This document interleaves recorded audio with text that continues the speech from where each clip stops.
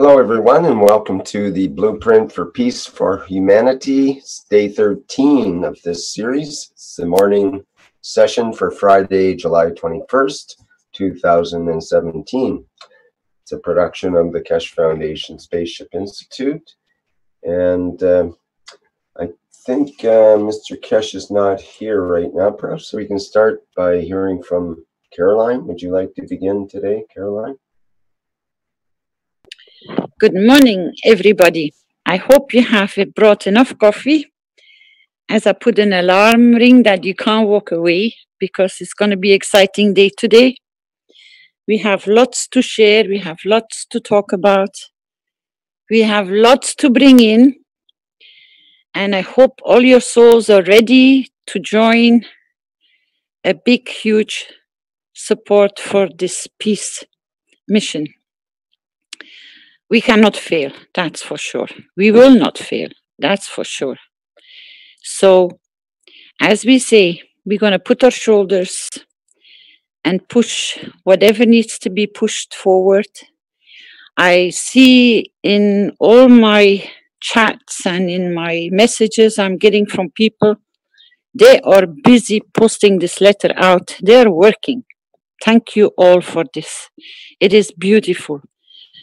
Please, if Sander in the background can pull up the list of the embassies in all the different countries, you have the freedom not only to send it to your own ambassador, but each country has an embassy in each country. So if you have the names, you can send to each embassy one from each country. So you're going to have a lot of letters to send. People which have the opportunity or in the position to put them in on paper, print them off, put them in an envelope. I hope we don't put a burden on you to send it by post.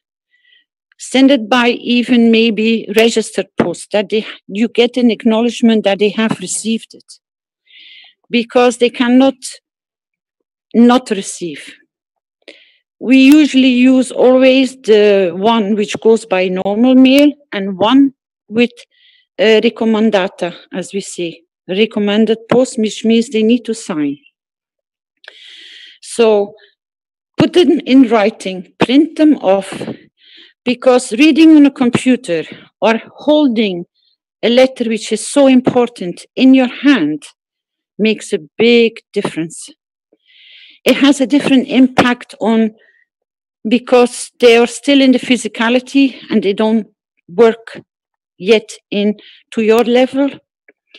Feeling and touching makes it reality.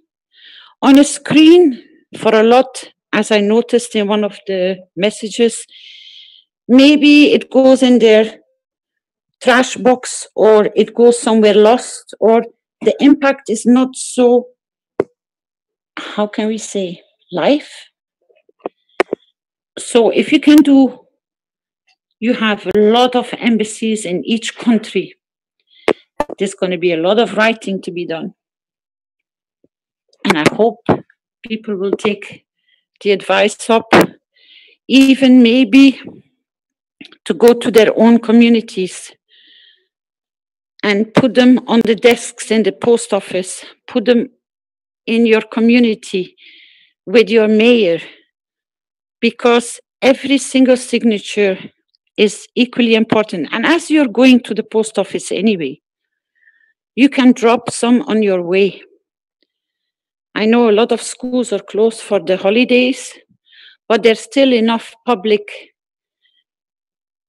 places open, libraries.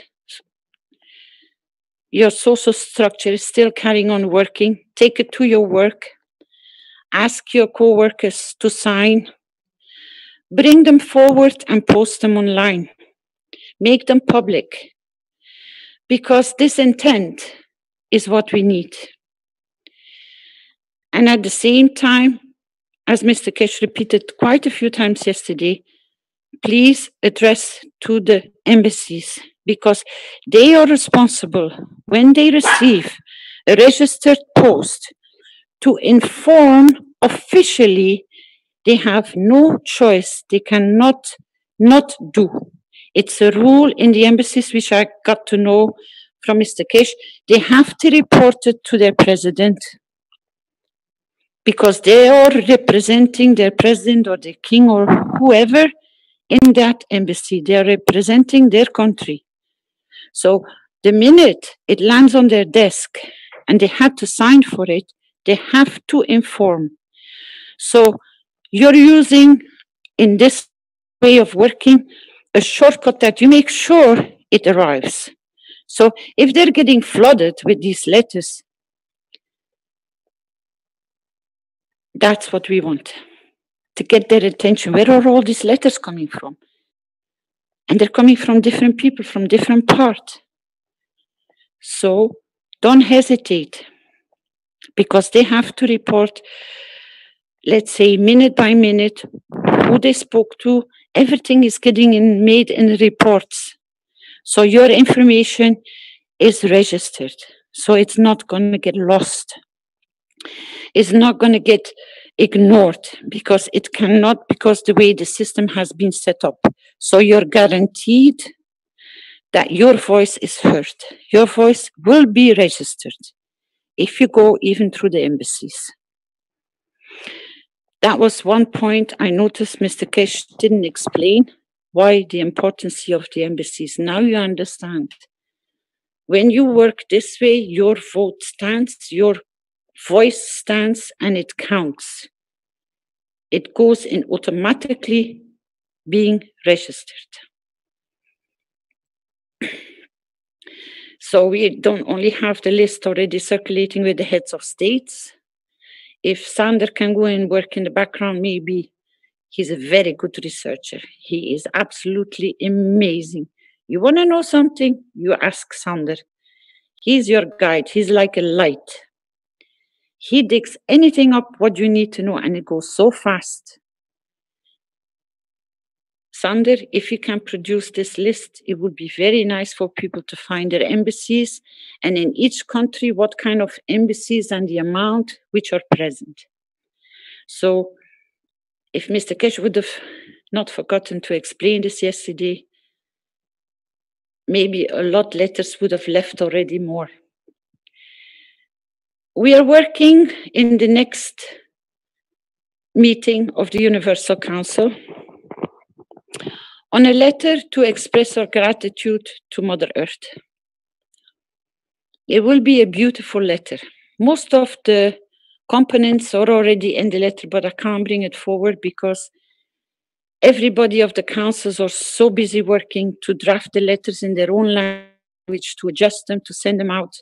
So they didn't have much time left to work on this one. But I know it's going to be produced because Jamal gave me a good idea. We should all work together on this letter, and she's correct. So when it's ready, we will present it to you.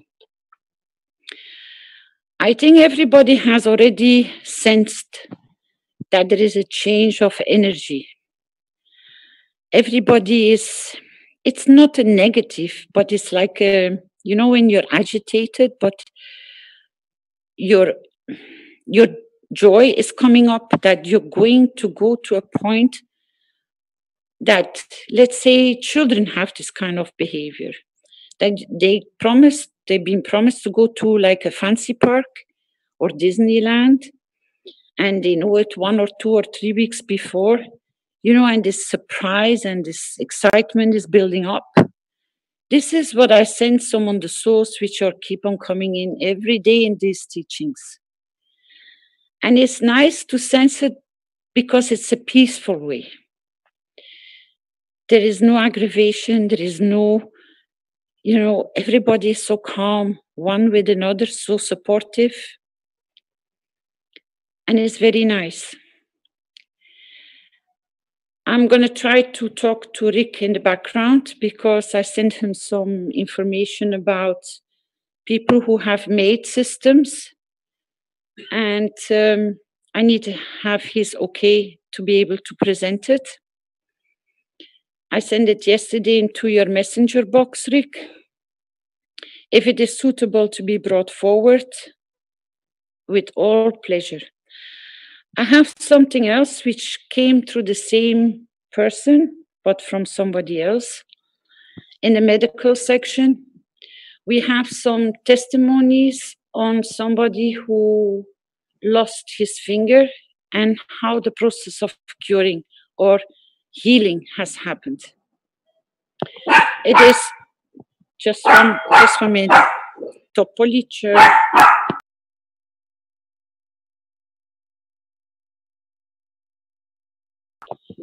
I'm sorry. You know, he's very, very alert, my little boy. So I'm going to send you, the minute I receive the full file, I will send you the pictures. Rick, if you can go through them before they're viewed, because it is from an accident, but they're not so extremely offensive to watch or not to make people sick, I mean. So the file will be brought forward,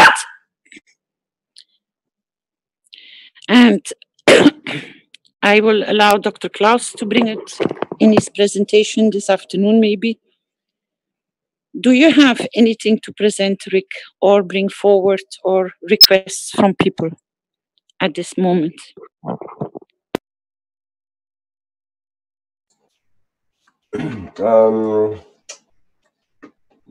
Not in particular. I'm just looking for those pictures that you're talking about here. It's a short video included. It's actually more a video, but the person who sent it to me, Rick, he already informed that you received the full file on it.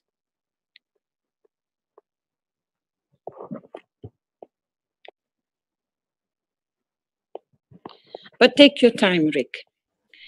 Are you talking about Justin's and stuff? His reactors and whatnot? Yes. Okay, because he's got a big complaint that his designs have been stolen and whatnot. Do you want to get into that now? No. Just present work the way you received it. It is beautiful. If Justin is online, he might guide people in through his work. They've been trying to sabotage, but we are used to this, so we ignore all this. He was kicked out in certain communication rooms, and I just put him back in, and I said, we'll see what happens. It's the same effort as they're trying to do to say that our links are carrying a virus, so we ignore these people because we are stronger. When you're ready, Rick, just let me know. And if you can call up Justin, if you can see him anywhere, he usually is in the teachings. But I also know that he's traveling, so I do not know if he's present this morning.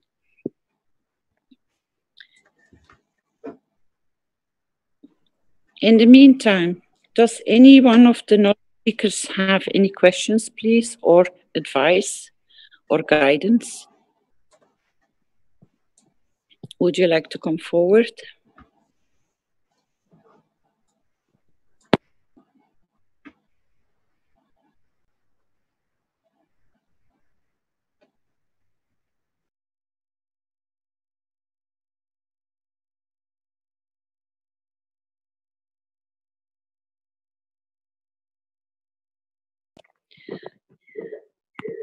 I just went into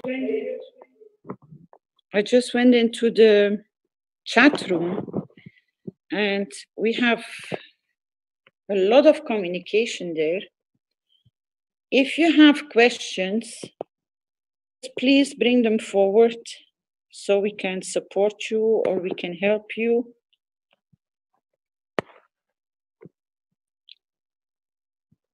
Somebody said, hi everybody, I'm from South Australia. It would be nice to come and introduce yourself, please.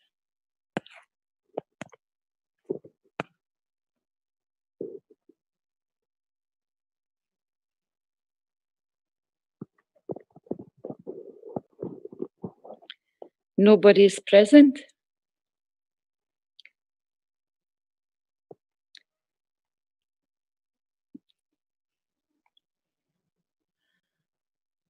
How do you all feel yourself with this last few weeks we've been working so hard?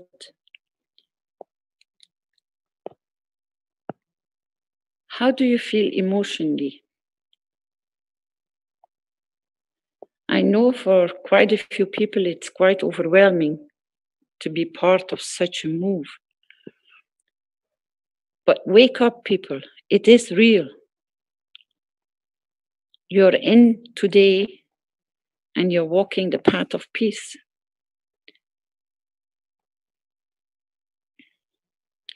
And the beauty is we don't leave nobody out. Actually, we are embracing more people.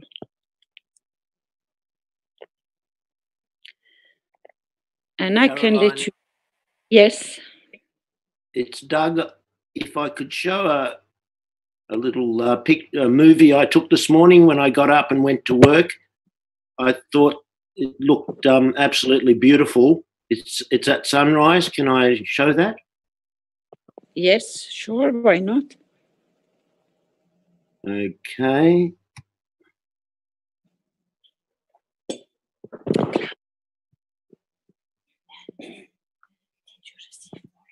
How do I do that? Continue. Yeah.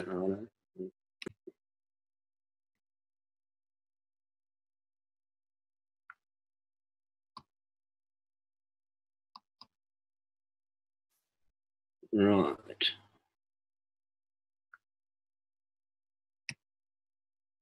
Can we see that?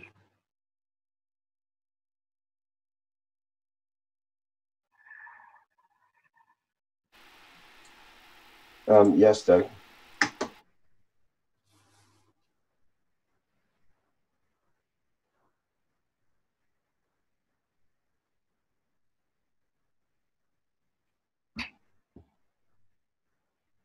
That was really, really beautiful. Very, very, that's the moon.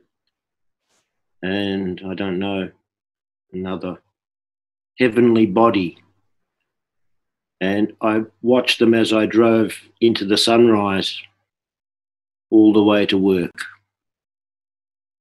And I thought the sky was perfectly clear. And it just made me feel like everything is really beautiful.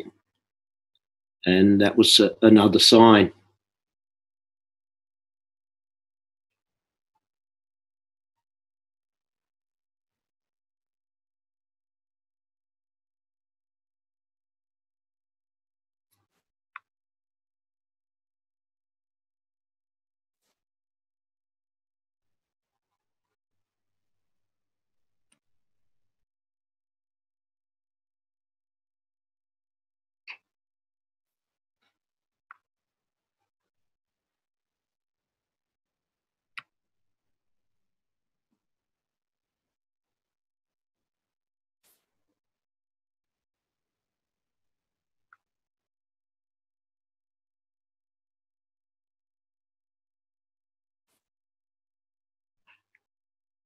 Pity about the electric wires, but the birds love those wires.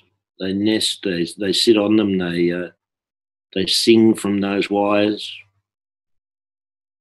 Kind of a shame if they weren't there, really, in some ways.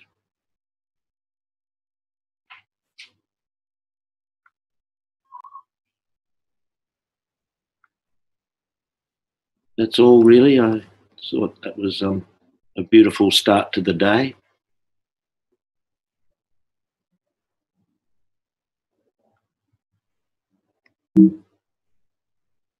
Yeah, whatever.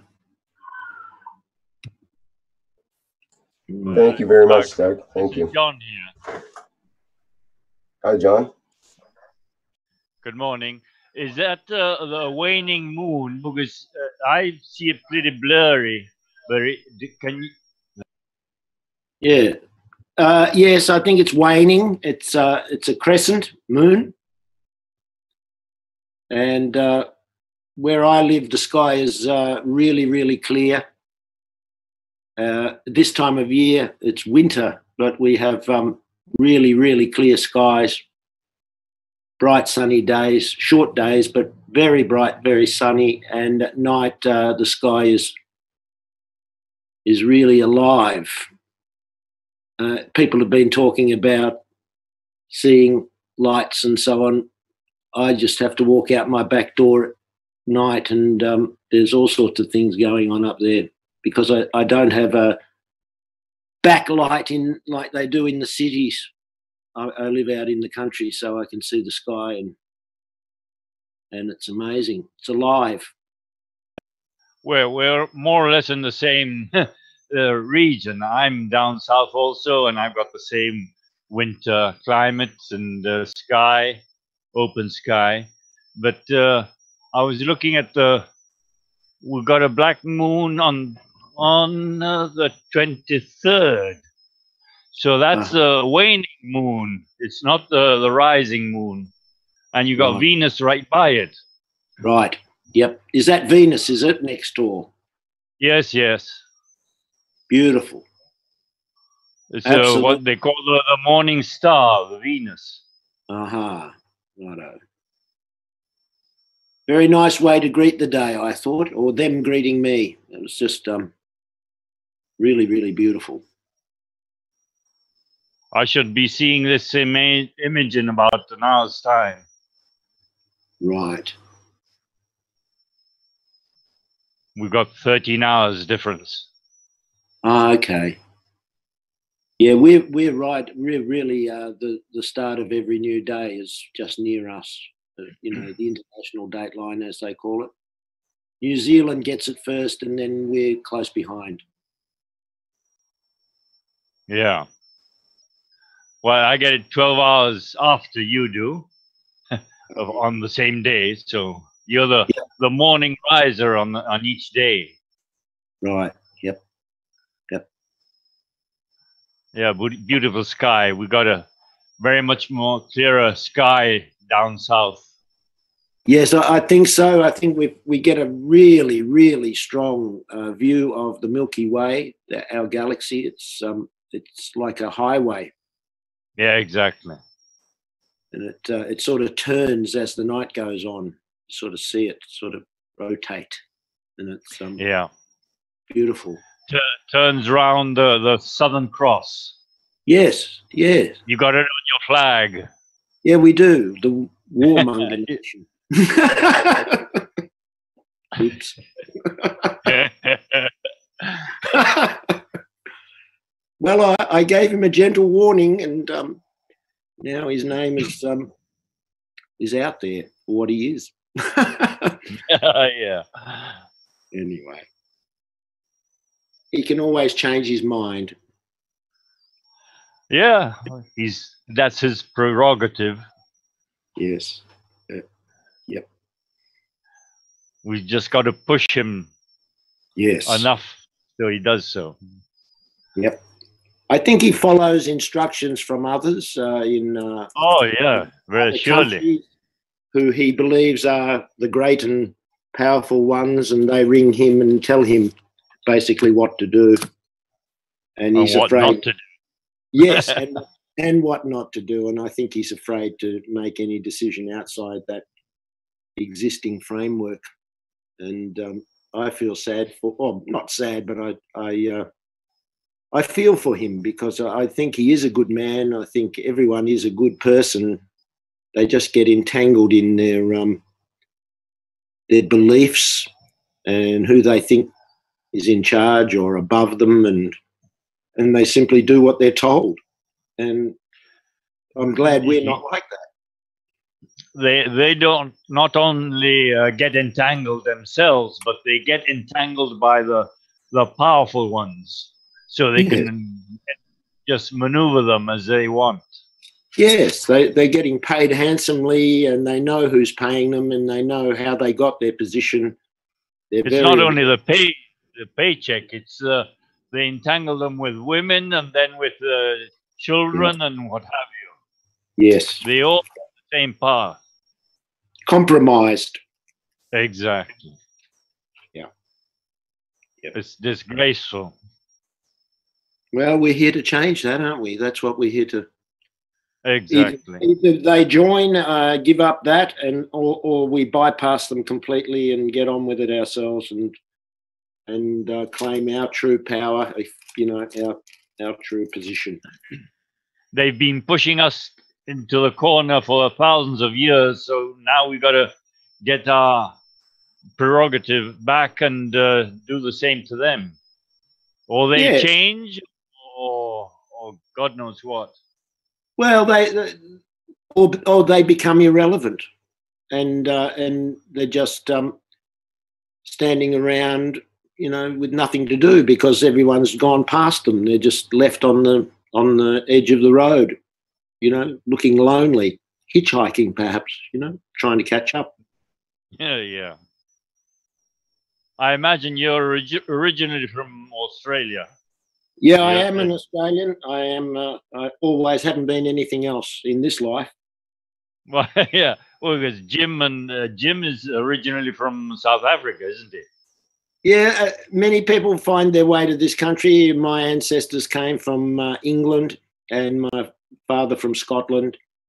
And we just found out our Aboriginal peoples, they've found a beautiful gallery in Kakadu National Park that has been known for a while, but they've done some very sophisticated tests and they've found it's 65,000 or more, now it's 70,000 years old, the paintings, and they're like, they didn't have cameras, so they just drew all the contacts they've had with various beings, and right up to when Englishmen came with their guns and so on. It's all on the cave, in the cave, and it's much older than they thought.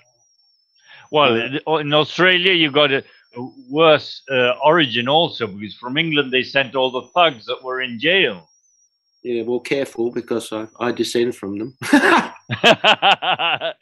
Well, you didn't. It's not you, so why should you be offended from your great-grandfather or whoever? Not at all. No, if I was it's really the same truthful, here. Yeah. If I was really truthful, my ancestor was a Marine in the British, you know, armed services, and he came in the first, what they call the First Fleet. That's on my mother's side, and Dad was a Scotsman, like a lot of them that got so impoverished in their own land they had to move out, basically. I imagine you still got your kilt. No, John. No, I don't wear a kilt, and I don't talk with a Scottish accent, and neither did my father, but my grandfather on his side spoke with a heavy Scottish accent, with the brogue, as they say, and I've never been to Scotland. I've never stepped foot in the place, but I feel the lineage in my blood, and I also feel my mother's side of the family in my, you know, in my feelings. And it's the same here. I've never been to England either, and my great-grandfather came along here when he was 16, built the railways here, and about the caves and what have you, and the paintings that here in Argentina, it's full of them also. Right. Yep. That's how they used to take photos in those days. They saw something amazing, and they would quickly go to their favourite dark room and paint it, you know. Yeah. And it's incredible the way the paint has remained all these hundreds of years. Yes. And thousands also. Thousands, yeah. In this case, it's 70,000 plus years, and they're still visible. Amazing. Yeah, exactly. Absolutely amazing. They've dug into the ground and they've found layers and layers of campfires and like the rings of a tree where, you know, people were there and then there was a gap and then other people came perhaps hundreds of years later and started living there or doing things there again. And, you know, it's just amazing. And they say, you know, that's how long ago the Aboriginals of Australia came overland from Africa. Yeah, So, here we've got the great big cities and the pyramids. It's full of pyramids. yeah. So, I mean, we've got a lot of tremendous buildings. Yes. And then when they came over when Columbus came along here, they said they were all savages. The Europeans were the savages. Yes. Well, we can be honest now and see, who the savages really are. And it was said the other day, you know, the Aboriginals have retreated a little bit into their own family world and so on. And, you know, they're very reluctant to share. My brother spent time on an island off the north coast of Australia called Elcho Island, and they'd never been conquered, if you like, by the British or anyone. Even the Macassans from Indonesia came there and tried to make it a base, but these people resisted. And he said the place was a very magical, very alive. Once you had gained the trust of the elders, they would show you things. And my brother's a pretty straight sort of guy, not one for mysticism or anything like that. But he told me quietly, he said that there's things there I saw which don't make sense in our world, but things are alive where they shouldn't be alive. Animals have, you know, the appearance of sort of a human appearance in their facial features, their eyes, the birds. There are places you go, if you don't get permission from the spirits, you don't come back. You don't come back from those places. Apparently people have gone missing on that island, never to be seen again, left their physicality because they intruded without permission. And the local people warn visitors, look, you must get permission and we must go with you if you want to go to that swimming hole or that rock pool or that particular beautiful place, because the spirits are there. And, you know, it all sounds a bit far-fetched for a Western mind or Western person, and my brother is very, very much that. But he was a teacher, and he saw things. He said it was just it's totally different from other places where the Aboriginals have been, you know, their culture's been destroyed. They've been given alcohol and other things, you know, and taken from their land and transported thousands of miles away to another place, and the children stolen from their parents. It's actually a scandal in Australia that's only recently been spoken about honestly and openly. It was always swept under the carpet that we always were the benevolent white people, you know, saving the primitives from their own demise because they were so silly and primitive. They wouldn't have survived if it wasn't for us. And that was the justification for murdering and pillaging, taking children. God knows where the children went. Into domestic service they went, some of them, you know, whatever that means. And, well, nowadays we know what they meant by domestic servants. Yeah, we know what that means in now. their beds. Yeah, that's right. You know, that's. You got the Dogo's history in South Africa also. The way they foretold all the astronomical knowledge.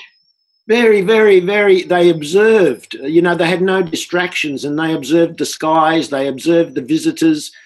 The visitors would come because they didn't have any violent attitudes. They just respected, and as Mr. Keshe said, they shared a lot of information that that the people could understand, that would be helpful for them. And if the Dogos. If my feelings are correct, that's about to happen again now for us. We're about to be given a lot of help to get us on the track even more than we are, because we've made the call now, and we've risen above the barbaric behaviour, you know, a portion of our society at least, and that's enough. Enough of us have done it, and we're asking for peace, and we're asking for help also, and we're asking for guidance. and in our innocence, because we're just kids. But we're now sort of like adolescents or whatever. We're just now coming into a more mature stage from being. Yeah, we're just waking up. Yeah, rowdy children, and now okay, we're starting to get a focus. And I think the Dogos always knew that Sirius had 3 sons. Yep. I don't know if you know about that. Oh, I have Dogos in South Africa. Yes. Yep. And they've just in the 1940s they discovered there was a 2nd star for Sirius, and then afterwards a 3rd star. You got Sirius A, B, and C. And the Dogos have known this for thousands of years. Yes. Correction, John. The Dogons are from Mali, not South Africa. Mali is in West Africa. Well, yeah, yeah, you're quite right. They're not what there must 1,500 to 2,000 kilometers from South Africa, I imagine. But we're so closed up in our knowledge. We sort of see Africa as a small sort of island, and it's monstrous, just like South America. Yes, I think the scale or the perspective or whatever, when they put the world map together, it shrinks the southern hemisphere. You know, yeah. The African continent and the Australian continent and the South American continent, and makes the northern hemisphere, and particularly places like England, actually bigger than they really are. If you look at the globe, the round globe, you just see that Europe is insignificant compared to Australia, Africa, South America, and what have you. Even North America isn't all that big. And they talk about the Americans, and what about Canada? What about Mexico? What about all the other countries that belong to North America? They sort of say, "Oh, we're America." America is the whole thing. Yep. Well, they believe they are anyway, don't they? Anyway, but Rick testified that there's Canada and there's every other. You know, there's a lot of other things going on. A lot of Americans, like a lot of Australians, never travel outside their own country. They just see what they see on the TV. They believe, you know, like Mr. Keshe said, when they watch Al Jazeera or the BBC's subsidiaries, they pay 5 people to burn a tyre and chant and scream angrily and wave placards in a back alley, and they get $50 or something incredible for them. They can buy some food, and the cameraman's up close and surrounded by burning tyre and screaming, and they write the headline that the whole of the country, Egypt or wherever, is in riot and chaos, and they're trying to overthrow the president, and there's millions of people involved. If they turn the camera around, there's just people, you know, walking down the street. There is no riot. It's just, that's why the Australian journalists and others were arrested in Egypt for provoking propaganda that the government was in, you know, on the verge of collapse, and the whole place was in, rebellion, and it just wasn't true. And as soon as those journalists were taken off the streets, the whole thing stopped. There was no problem in Egypt anymore. Funny about that, people in Australia believe that stuff. And people wherever they are, they look at that and they, like Mr. Keshe said the other night, China, so misrepresented. You know, it's ridiculous. And they're the greatest economic power in the world. And you know, we still think they're living, you know, they're just primitive people with straw hats, you know, and their civilization died off, you know, when the Great Wall fell down. And the Chinese dominated the seas 3,000 years ago. They had the biggest ships, even bigger than what we've got nowadays. Yes, and they were made out of wood. Yes, their culture. They invented rockets and many things that we all claim are ours. You know, but they put it together. We stole their gunpowder. We stole, you know, the silk. They smuggled the silk out. And, you know, China's always been a storehouse of culture and knowledge. And now, you know, I think if we get our focus right, we'll bring President Xi gently into line, and he can lead the way because he has so much power and influence behind the scenes, and in, you know, in front of the camera. And when he says, Mr. Keshe said when he indicated to President Trump what needed to be done, immediately President Trump had to get on an airplane and go and do what he was told. So yeah. Let's hope things are. There's a lot going on behind the scenes, I think, that we're not privy to, but will come out very shortly, I believe. We're talking our heads off here. I don't know if Caroline wants to say something. Yeah. Okay. Well, I'm going to mute. I think I've said enough. Yeah. Thanks, John. Yeah. Thank you. It's a pleasure. Okay. Thanks, guys. And maybe we should move on to another topic here. Caroline, can you give us some direction? Are you still there?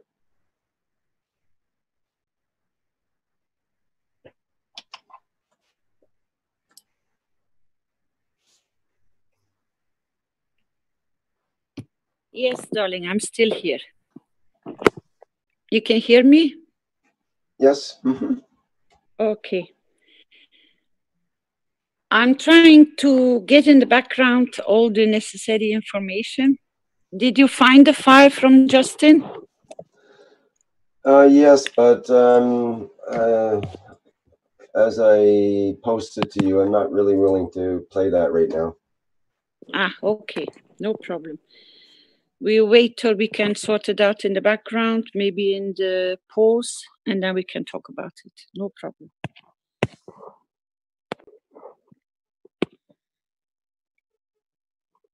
Are there any other people that want to share?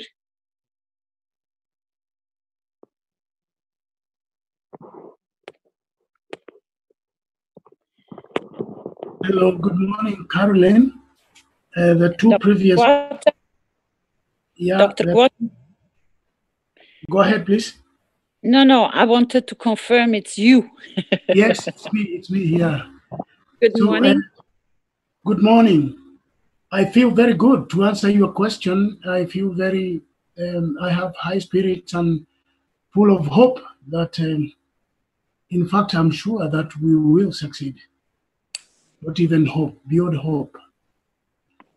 And the previous speakers talked about size in terms of Africa, how large it is. I can share a map, a relative map that shows the size of Africa compared to other places like USA, China, and all the rest, if I may.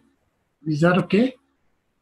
It is okay. And Dr. Guata, not only for you, but I noticed something in the Universal Council, in the communication among the council members, something very beautiful came up. And that is that I think it's time to share the knowledge from our forefathers, or real culture, how we address parents towards children and towards our grandparents, and how we actually function among each other. I think most of you, I will give you an example, know how the hierarchy works in China, because I was really interested when I was younger in the Feng Shui and in the everything to do with Chinese knowledge, acupuncture, alternative. I went and tried to go digging very deep to get a grasp of their culture and how they work and function with each other, and why certain people have to be in certain positions, not to change the order, to keep the balance flowing. It would be really nice to hear the voice of African people. How do they function in a role like, let's say, in a family? not in so much of the comparison, we are bigger or we are smaller, but bring the real feeling of your culture, who you are. How do you speak with each other? How do you treat the children?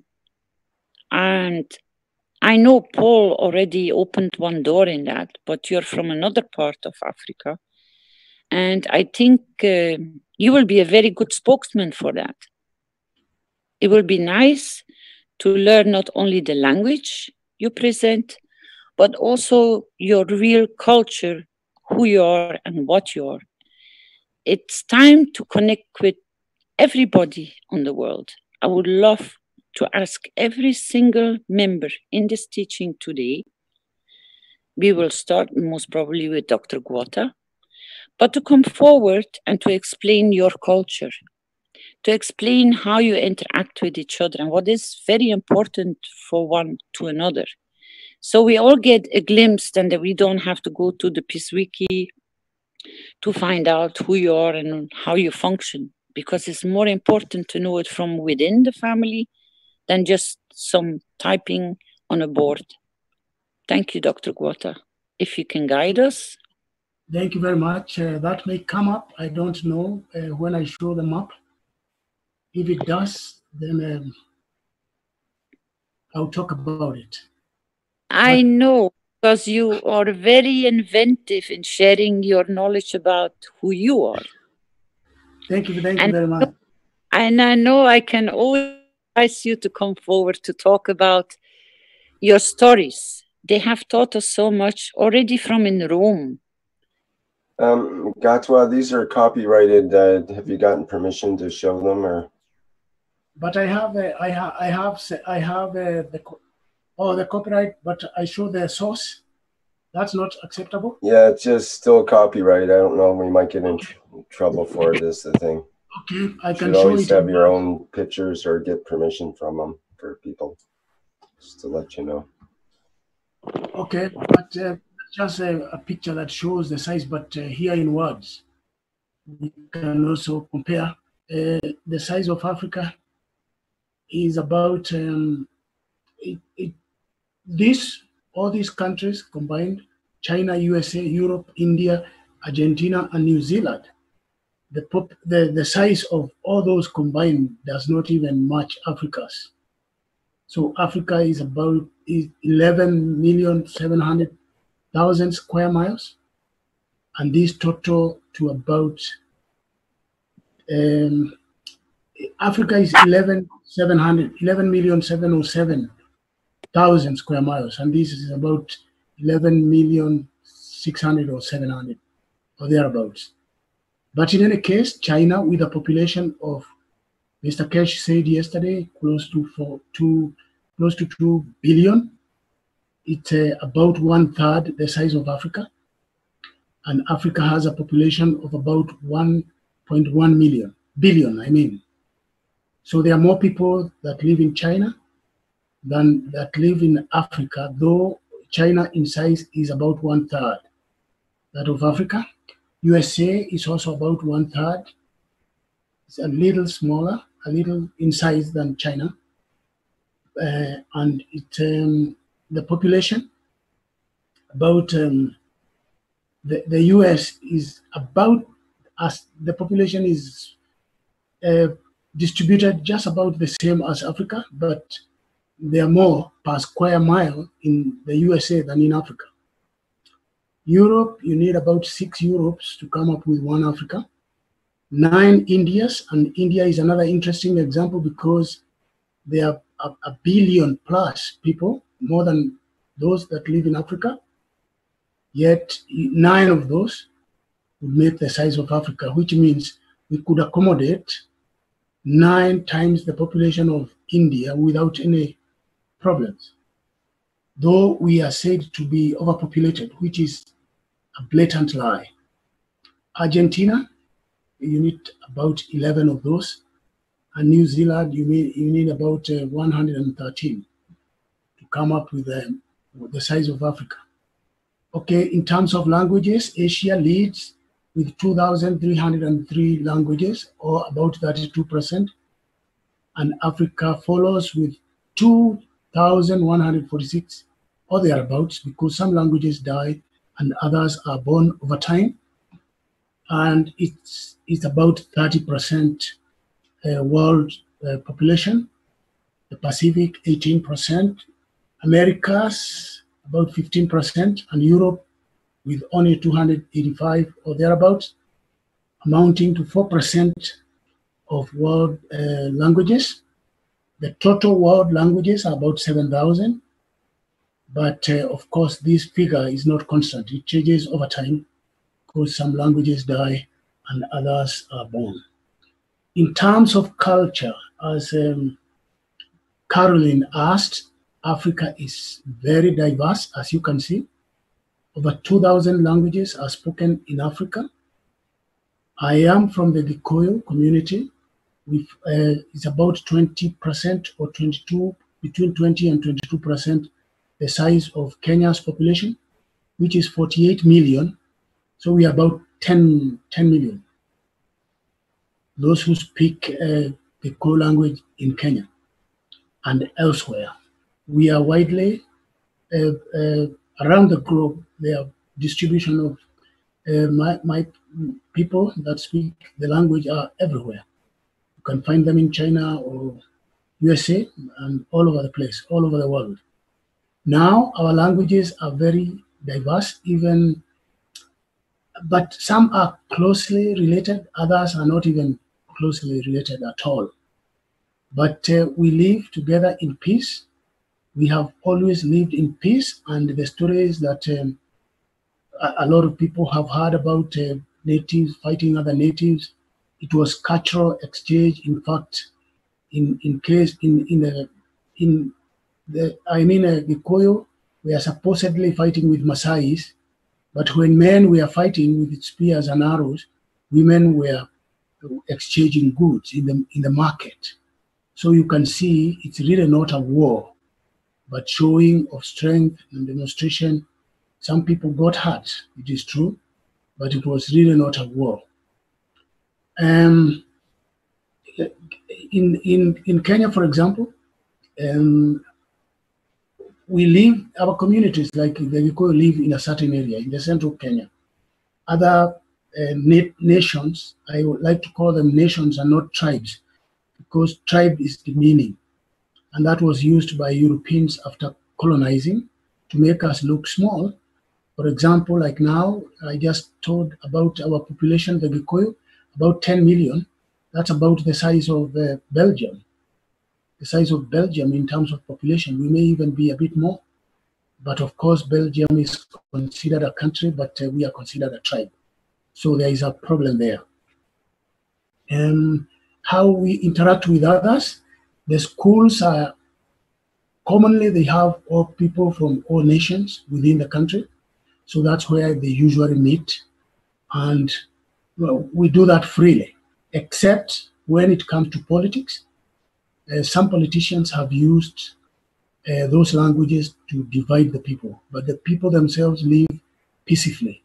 You could go to cities like Nairobi, and it doesn't matter who is who. I mean, everybody is mixing, and they are doing so in peace. And there is intermarriages all over the place. So there is no problem living together in peace. In fact, traditionally, we always did. The divisions are recent, and they came out of colonialism and neo-colonialism. Now, our cultures, we can go back to ancient Egypt, where most of our nations actually come together, just like European languages found their common bond in the Hittite language. Africans find their common bond of all African languages in ancient Egyptian language. Because first of all, it's always good to understand that ancient Egypt was the flower of Africa, not the roots. People came from interior, and Africans came from the interior to move to ancient Egypt to build that culture. They had come from the rest of Africa because of change of climate over time. They moved with their river River Nile. They wanted water, but in a place where it was dry. So they went to Egypt. Now, they remained entirely African for a very long time, but mixing came later, especially in 19th and 20th century. That's when a lot of mixing, so that you go to Egypt, they are not very black, but you can tell they are African, they came from Africa. So you always want to consider ancient Egypt as the flower of Africa. And studies have proved that exactly. The flower, not the root. The root was the interior. So in ancient Egyptian languages, you find commonalities of African languages. Some words are similar. And then because of wars over time, how ancient Egypt was attacked over time, the people moved back. And this story of Africa's migration back to the interior is hidden. It's not well known, but they were masses. Very, very many people moved, beginning around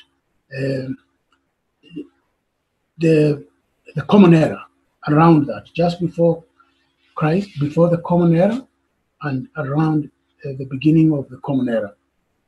So culturally, we are diverse, but very accommodating. Now, the most important thing that has held us together in general is the strength of families. Family unit has always been respected, and it was the basis of people's careers. Like, I come from the ironsmith family lineage. So I'm basically, had the British not interfered with my independence, I would have been an ironsmith. But I have no regrets because I've become a wordsmith. That's all I would like to share for now, and I hope I have shared enough. We live in peace. Africa is very diverse, and you are all welcome. Due to that diversity and how people welcome visitors, we have usually been looked at as weak.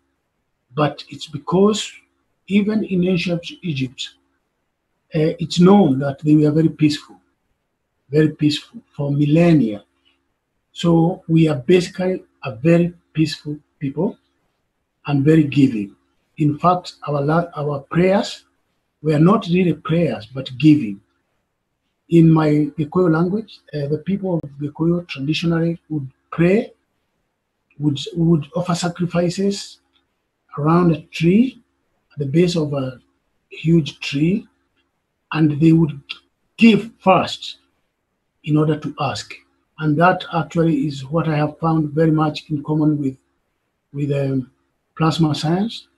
The more you give, the more you get is very true in my culture, because even the so-called prayers, what you would call prayers, were offerings.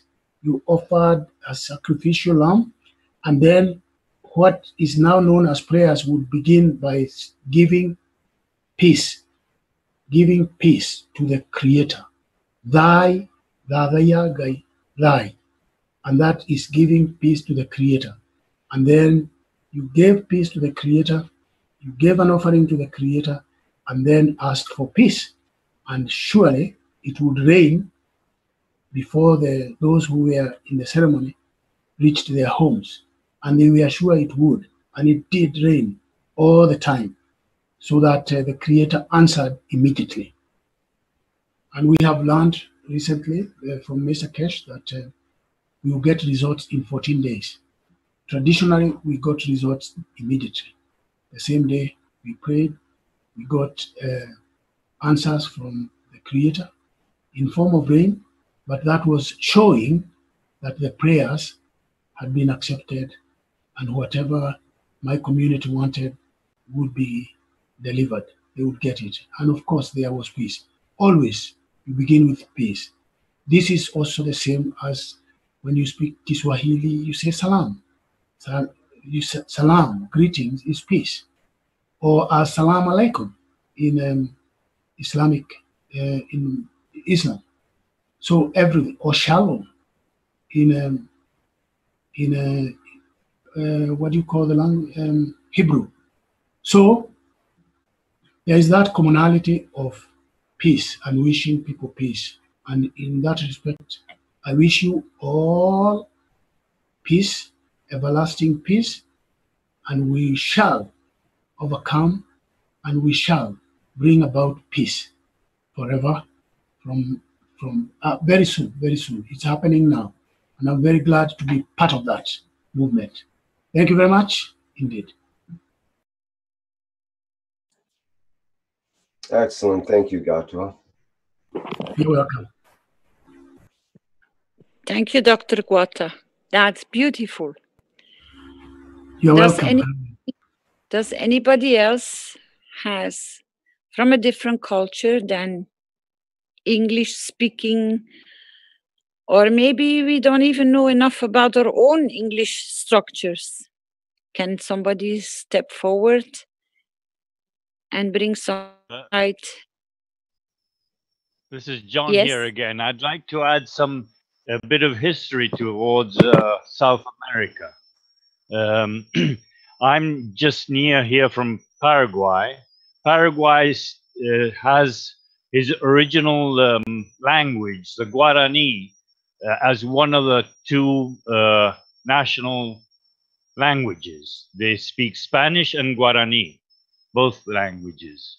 And I'd like to add also that the Templars came over to South America in between the 800 and 1200 years, 800 to 1200, and they took all the silver from Potosi through Paraguay to Europe, to a French port they had exclusively belonging to them. And because the silver wasn't known in Europe, the Templars took all the silver there, and they built the big cathedrals you've got mainly in France were built with this silver taken from here to Europe. And then you got the Mayan and the Inca cultures, which have lived all along the Andes, which have, you got about 5,000 kilometers long of Andes mountains, and you got them all in Chile, Argentina, Bolivia, Peru, Ecuador, and Colombia. And you got all the different subcultures between the Incas and Mayans. And well, a lot of these cultures still exist. They just secluded themselves in the what do you want to call them, bosques, forests, mainly in Brazil. You still got a lot of indigenous people who have no contact with the white people here in Brazil, in the Amazon zone, and nobody knows them. They sort of keep everybody out of their zone, so they're still keeping their original culture there. And then well, in history, you've seen the different Inca and Mayan cultures, which have grown very much more than Europe. When Europe came along here, they found enormous cities, and Europe lived in medieval ages with all their black pests and what have you. So I don't know, or what else would you like to know? The different languages here, well, you got the different languages also. And in the northern America, you got the different Indian tribes, which they had many different cultures also.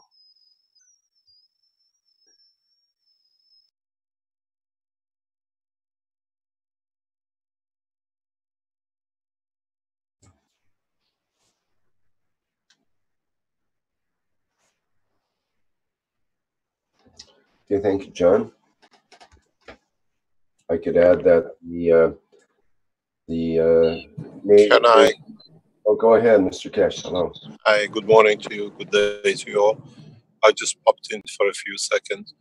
something is important is that it's been raised by members of the council, and that is we need to have a list of which embassies and which governments you get in touch with and what the response is. We need to open a line it's just with the webmasters in the background that people can report who they've sent their messages to where, and what the response has been. My suggestion was if we can make a link in the forum, but at the front, that anybody can link up to which embassy, which ambassador, which president they have sent their responses. And we make a list of how we have 190 odd countries. We can take who we have contacted, that we don't leave the small ones or the ones we don't know behind. So if such a thing can be set up by the webmasters, that immediately can be linked to the front of the page where we are doing the piecework, that how many nations have done or have been approached, that we can keep a full record, please. Because we have no track of who has been in touch, and who has been approached, and how many, and what the response has been.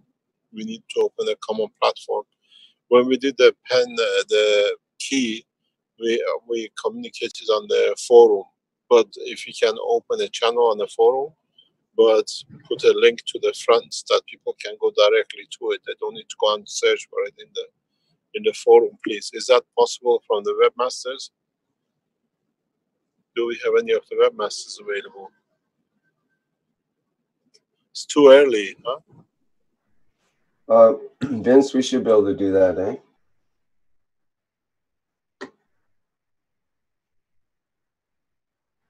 Not sure if Vince is there. Hello, Vince. Or is Stanley there? Probably busy in the background working on something, yeah. Yeah, this is what we need. As a raw material for the webmasters, what I'm sharing on the screen, we have a list of 208 countries and their leaders, 400 in total in the list. And I created also columns for contact details, who is the volunteer who to write and submit letter, on which date was submitted the letter, whether he received the answer on which date, was a positive answer or a negative answer or no answer by July 27th deadline. So this could be used by the webmaster to put it on a database and to put it on a web page. So part of the work is prepared. Just it has to be programmed.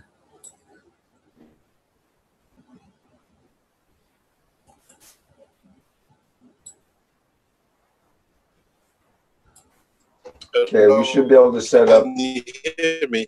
Well, we need other people who. But we have a lot of other people who contact the same people. So we have to have a list of, or at least each one has a section for it.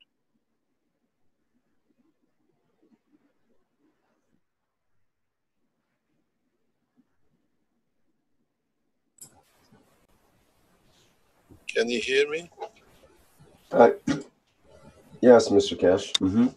So what would that look like in the forum? Which would be under? The last time we did was we put a response of governments, and we just added each government response, or what, yes or no, and we can transmit to it. Apparently, here a few of the correspondence which arrives is that the Australians are badly shocked with seeing the Prime Minister as a warmonger. And I said to them, write to him to change his mind. I had again communication since we spoke last time.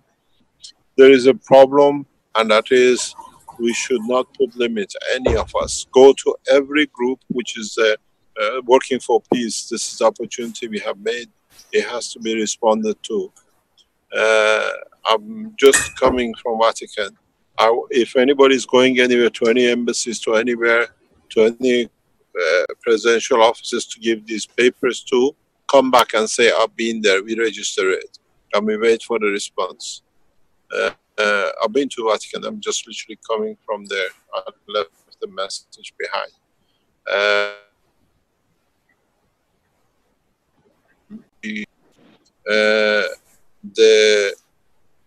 We have to speak to these people in a very direct way. It has to be. Just 1 second, there's an urgent message. I just got to read it and I understand what it says.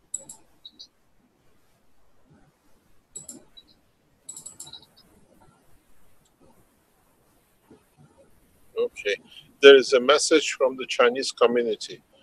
Please do not send any messages to the Chinese embassies. It's allergic and crucial things to do right now.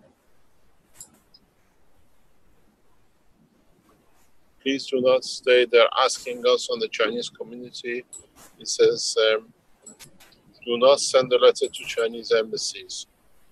It says it's allergic and crucial. So we have to understand what the Chinese are requesting from their side. We have to respond to it as they see it because they are close to their operation. The reality is that we have put a request this morning, early hours of this morning, I've been working on. We have asked the Israeli government for clearance for President Rouhani to be able to enter territory of Israel. This is crucial. We are waiting for a response. We've been told we responded to in 24 hours. This is a major step for us. I was told this is a highly critical move. So we have put a request, and if you are supporting, if you're asking or sending anything to the Israeli embassies or government, ask them to respond positive to the request to allow President Rouhani of Iran to enter the territory of Israel for signing. Otherwise, we have a second option, which is we sign in Tehran as part of the Islamic community, and then it goes to Israel and won't go by one of the embassies. But as I said, we wait. We've been told they'll respond. And this response, we asked it to be in writing, that the government of Israel will allow the entrance of the Iranian president into the territory. And this is important. And if we can get this, then we can move to the next steps of moving the Iranian president, or a request for his move to sign the peace treaty in Iran or in Haifa. I have done all these things since this morning. The people who work behind us are with us. I put the request directly to Israeli government. If you do anything, come back and report. It needs to be done. It is crucial to be done. You write to the embassy, you do. As I said, we have access to major operations, and with the major operations we can access, we work. I'll be meeting the Iranian ambassador in a very short while, and then I have to convey that back. Do not be afraid. There is nothing we can lose. The only thing we can gain is peace. On the other hand, there is something very important. My call goes to Dirk Lorenzens. Can you stop closing the switchboard, please? Somebody's open microphone. My call goes to you, Dirk Lorenzens. You work with inside the Belgian cabinet. Deliver the peace message to the Prime Minister.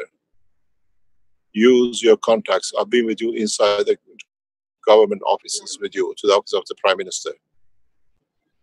That's one thing you can do, at least for your children and your grandchildren. Give them peaceful, what you call a government.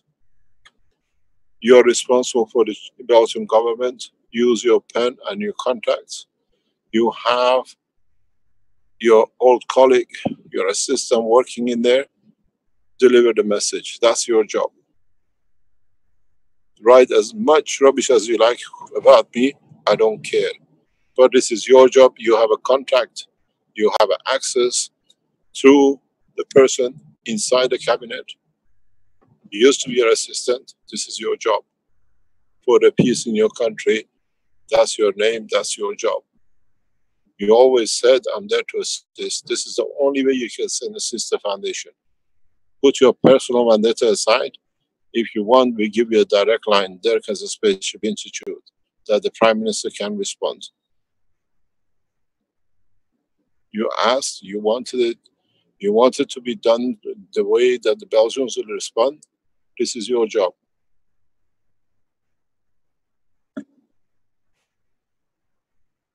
You know exactly what to do, Derek. Take the peace message and walk in. And come back and report. We give you, raise your hand and you say you submitted it, we allow you to speak. Peace is more important than anything else.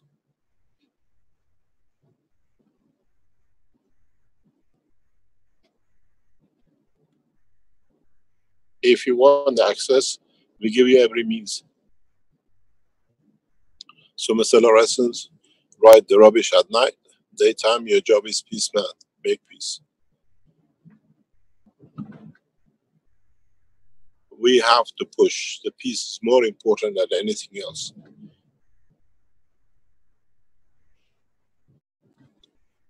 You make a move, you approach a government, you deliver a letter to the White House, to anywhere else, just back. It's been delivered. We can follow it up. You can follow it up. Bring the response back. The shock in the Australian structure is beyond understanding for a lot, because when they opened the site of the Keshe Foundation, number one, warmonger is Australia, and they can't take it, they can't accept it. Right to the Prime Minister. We want the change. We need the change. It has to be done. It's a high-risk policy, but it pays because we are correct. It's a very high-risk policy. But it works. They will respond because every one of them needs peace for their children. They hold office for a short time. After they leave office, all these presidents, they become civilian, become citizens. And then they have the children and the grandchildren who live in the society, and they have to be protected. The same goes with all of us. Most of us, we had most of our times. Time is for our children.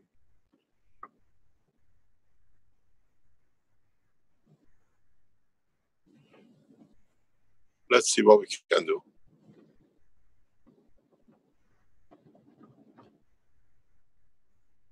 Thank you very much.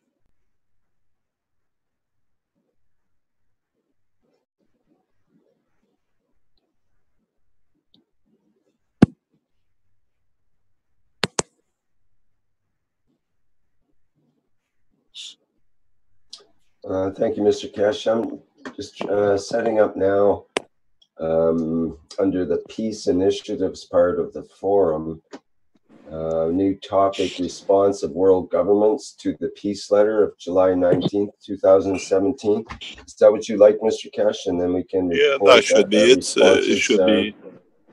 We should have all the responses, because whenever we deliver the keys to anyone, we always reported and people responded. And the best thing, we have the forum, we have our own structure. Can I come in here? Yes, please. So on the peace letter website, the KF SSI peace dash letter, I've asked that people use the contact form to contact us, which will go to the webmasters, which we will then know which countries have been contacted. If you put a forum, they can just come and put it in. They don't need to go to webmaster. If you open a channel on they say they had this response, they can put it in. We don't need to go to webmaster because we have the link. Just link the forum to the front page of the response. People can put in any messages they like to put in.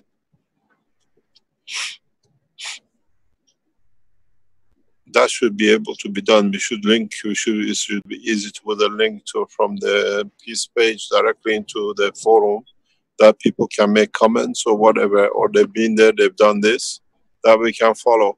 As one of the member of the Earth Council said, we don't know, we don't want to leave the small nations behind. And it's our job to make sure we carry everybody through with us. Okay, that can be not a problem. If we can do it straight away, that'll be fantastic. We got to make this effort. It's there. Yeah.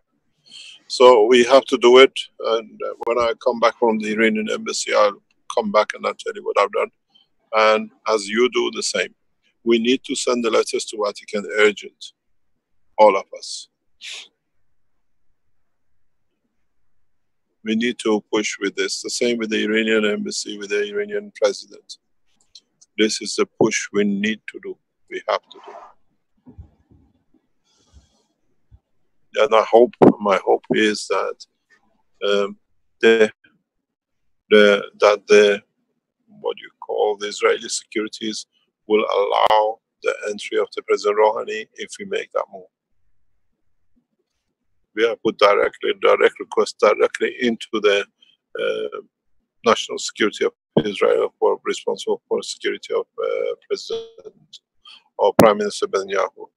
The Jewish Rabbi, the Jewish group you listen, you have contact with, tell them this request has been made. Please ask the Netanyahu to accept the access. We want it in writing.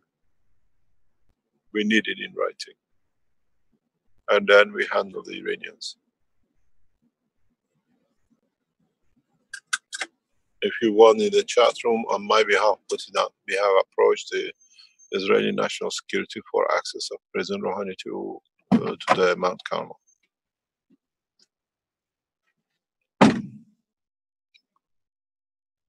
We got to be very open that they don't say we deal behind backs and behind the closed doors. The openness will change a lot of things. I don't need to come here and tell you who we done, because this way they know we done, they know they have to respond. We've been told there is something going on. They were aware. The Israeli government, we've been told this morning, has been aware of this position. That there is such a move by the Keshe Foundation to arrange entry of the different world leaders into Israel. And they said they're going to respond today. The open policy is the success to this mission, to what we are trying to achieve.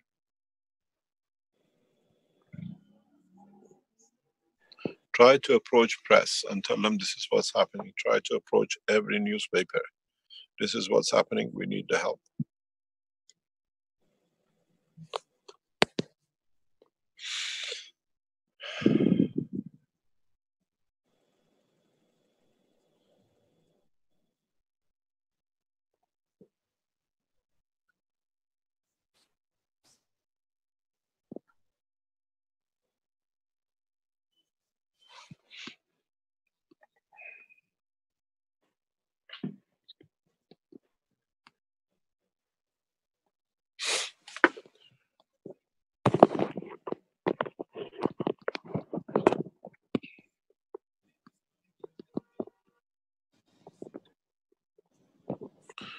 Thank you very much. Thank you, Mr. Keshe. Okay, I'm just, I want to clear it with Vince on this forum page that's set up, and we can put the link if that works out. Yeah, and I'll have the link on that webpage too. So we'll do it in the background. Okay, good. Rick, I just read in the chat somebody about Ireland. If the person would like to come forward, but try to bring in view how you can see for a new approach, not the way it used to be, not in the painful way or the hurtful way, but how you see how you can create a bridge within the structure which you just wrote down in the chat. Is that possible?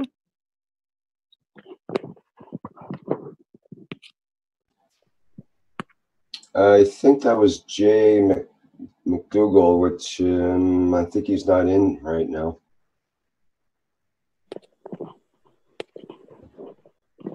Yeah. I don't see him in here anymore. No. He posted it and then he disappeared. He posted it and then he disappeared. Yep, post and run. Anybody else from the teams which are coming from a different corner of the planet that can share the structure of their culture, please? I do see that Paul mentions, please do not send messages to the Togo embassy or president as well. We're handling things from here. Thank you. Yes, Togo is handled through the military. We've spoken to them. Paul is right. But Paul, we have to do it. Not just because you are speaking, it has to be done internationally. A lot of us have our own contacts, but it has to go internationally, not by one. Togo, we are speaking through directly with the military, and through it to the president. But the encouragement by the Keshe Foundation does not damage anything. Actually encourages the president to move forward. There's a lot of work going around. Each one of us, we need, if it's one, they just take it as one person. But if it comes from everywhere, they can see it's an international movement. Right to everyone. Do not. The only thing is the China. We are handling China totally in different way because of the position. We are looking forward into future cooperation with the Chinese government, and we have to listen to the Chinese people in there. We're not isolating anybody else. China is a huge country. We have to handle it that way. Mr. Keshe, were you present when I explained about the importance of why to write to the embassies? Because you mentioned it quite a few times yesterday, and I explained this morning that their vote counts, because anything an ambassador is receiving, it gets registered. So they have to report back to the heads of states. Can you maybe put more light on this? Why it is so important to go through the embassies? The embassies, an ambassador is a president representation. In fact, he is a position of the president. So when you write to the ambassadors, it's the same as writing to the president. A king or a president cannot be present in every country. So ambassadors are considered as their representation. It means themselves. When they speak on behalf of the nation, as the president does. That's why diplomatic language is totally different than political. Because in the diplomatic language, you speak the language of the president. Doesn't matter what position you hold as a diplomat. This is what is important. An embassy is a territory of the nation. And so every diplomat you speak to, even though they have a appointed job, but the appointment comes from the head of the nation. And this is why diplomats are trained. This is why diplomats are go through the process of diplomacy. It means to speak the language of the king or the president. It's an old tradition. It's the way it has been established over centuries. So when we have these ambassadors, when we write to them, is because we are talking to the president. Appointment of an ambassador is vital to all of us.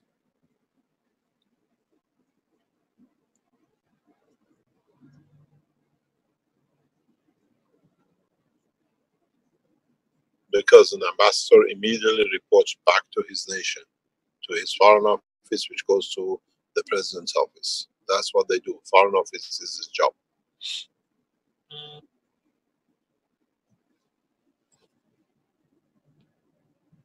Thank you very much.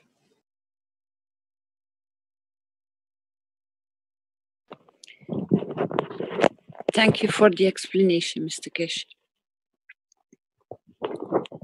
Yeah. Can I add something, Caroline? Of course, Jalal.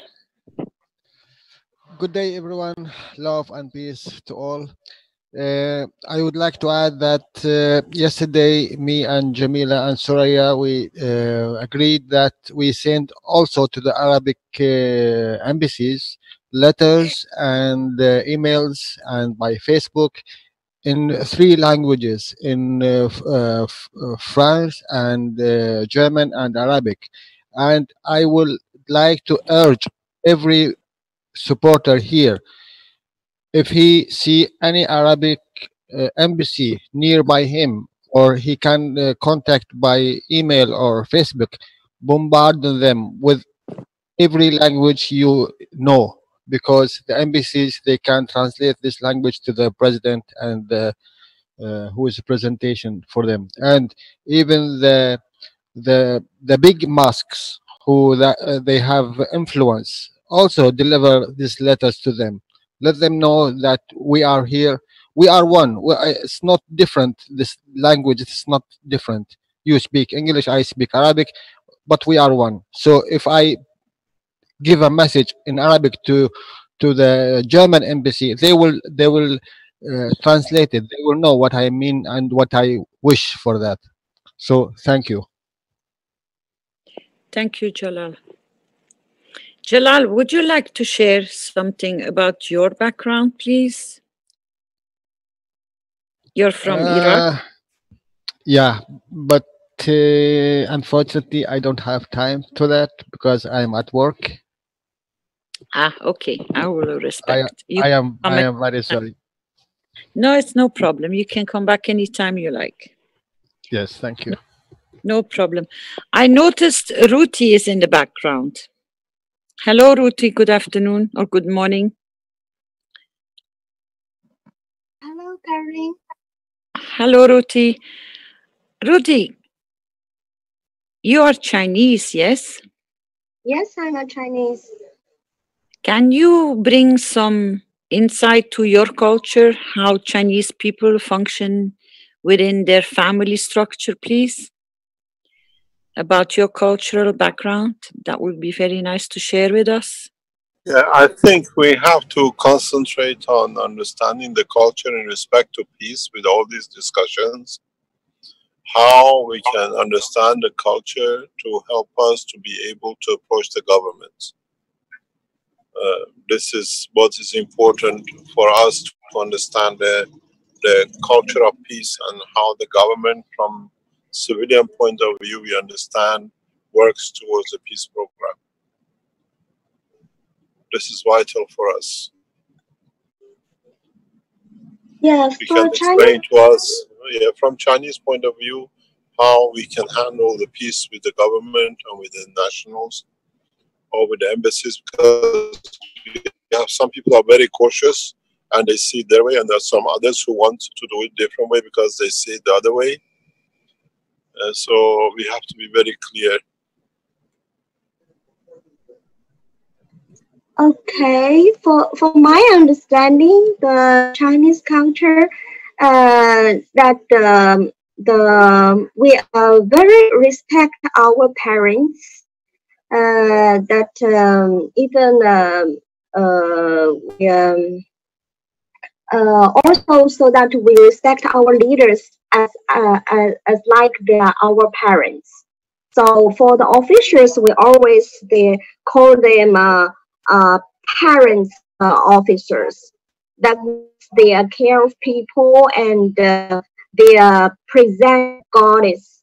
So we call the empire as the son of the god of the heaven, and that they should represent that kind of carrying all these people, and as a son of the god.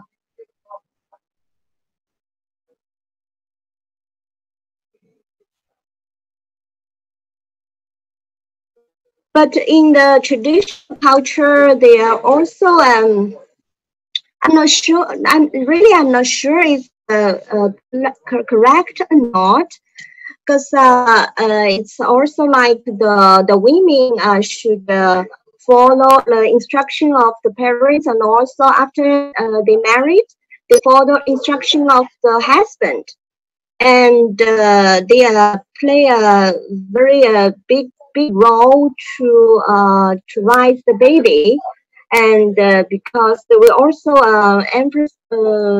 emphasize that the wisdom lady can raise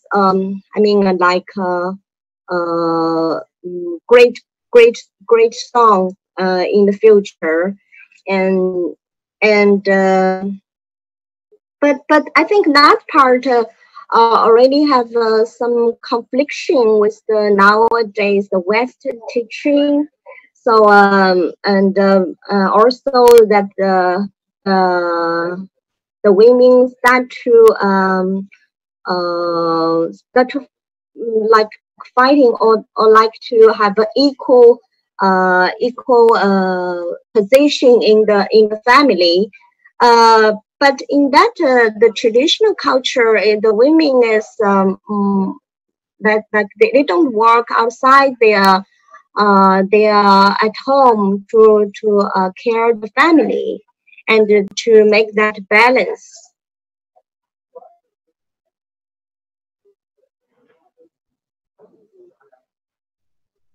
So I'm not sure. So basically, when we talk with the government or the leader or parents, we are not like too much arguing about. We just very attitude is very respectful, and we suggestion them, or we persuade them to listen to the voice of the people. Yeah.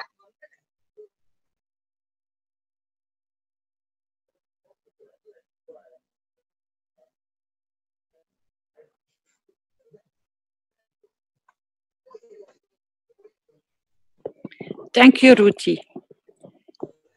Thank you Thank you. So if any other Chinese friends, they feel that they have more to contribute, they can talk, because that's only from my point of view. Maybe somebody not quite agree with me. Yeah. That's why we are all different, Ruti. Don't worry. That's why we are trying to find the path of peace within our differences and with our differences, culture-wise, mentality, dialect, food. It is it's going to be new for all of us. Yeah, because the society is changing, and people's thoughts also changing very fast. So I think this is a time everything's changing so fast. So the old thoughts, new thoughts, and everything come together. So sometimes a lot of people feel confusion. They don't know how to adapt those ideas and how to put their position there. So that's a problem. Yeah.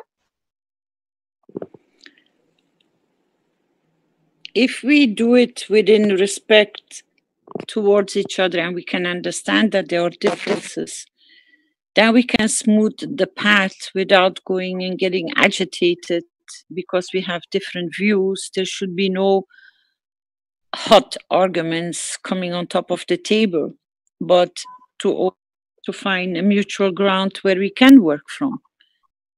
And maybe one day to adjust to somebody else's taste or flavor or intent, as long as the feeling is there that we go and we want to achieve the same goal.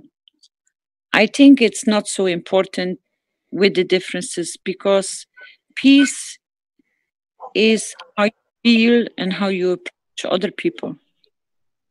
And it automatically already expresses itself in the way you talk, the way you walk, the way you approach somebody. It's it's like walking into a new restaurant and you don't know and you have no idea what is going to be served on food. But if your willingness is there to explore what will come on the table and at least try on each taste how the flavor is, it might be to your liking, it might not be to your liking, but at least we can share those experiences of liking and disliking without that it has to escalate into something which is painful. And this is what we are trying to bring on the path of peace as well. We will open the doors, there will be no borders. And even if there will be borders, it will be only because we are slightly different than how we are, because even our neighbor is already a different border. So we can only extend our borders of knowledge and interest and the willingness to see and share what we can share more. Can I add something, Caroline, please? Yes. In our culture, in the Arabic culture, they listen to they respect and listen to the foreigners more than their citizen. So if you send a letter in English or German or French or any language, they will respect it and they will listen to it more than if I send it in Arabic. If they listen, if they see it once, my letter, your letter in English or any another language, they will watch 3, 4, 5 times. So I would like to say again, I urge all the supporters who is writing letters for their governments, please write to the Arabic nation. Everyone in every country, there is Arabic embassies. Just send them in your language for all of the embassies there, if you can. Then we will make something. Thank you. You see, Jalal, you just brought a very beautiful point on the table.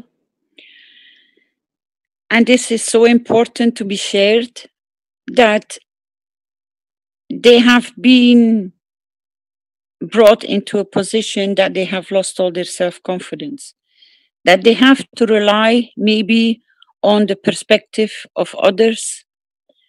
We have the same situation happening in Belgium. If it's approved in another country, then it's more than welcome to come into our country to be used. It's like sitting as a bird in a tree to observe how others deal with it, how they will treat it, how they will bring it forward, for them then to be good enough to bring it among their people. So you brought a very crucial point on the table. And that's why I'm asking people to come forward with their cultures, with their differences. When you know this is the mentality existing in your culture, your language, bring it forward so we can deal with it and we can encourage. So now we know the importance, but in the future, we will change that part, that everybody is equal, Jalal. This will not stay this way. It's because of what the country has gone through, because I've seen pictures from before, and it's a beautiful country. And they were peaceful, very peaceful. So it will be going back to the way it was, and maybe even better. Because all the letters that will flow into your country and your embassies, no matter where they are, they will have an impact. They will start realizing that they are that important to everybody else because they receive the equal amount of peace letters. So they will start picking up their self-confidence. And this is what this is all about, this path.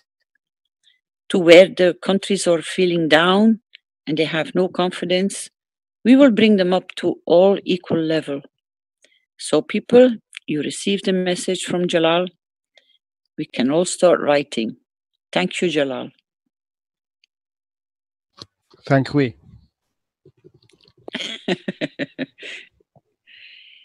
Is there anybody else from the team which comes from a different corner of the planet that wants to share their culture view on their land or their culture or their language or their mentality or how we can deal with their governments or embassies that is needed to be shared.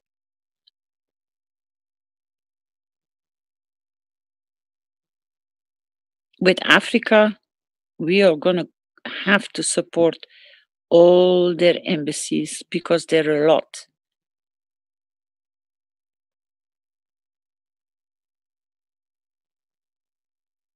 And they're equally important as everybody else on every corner.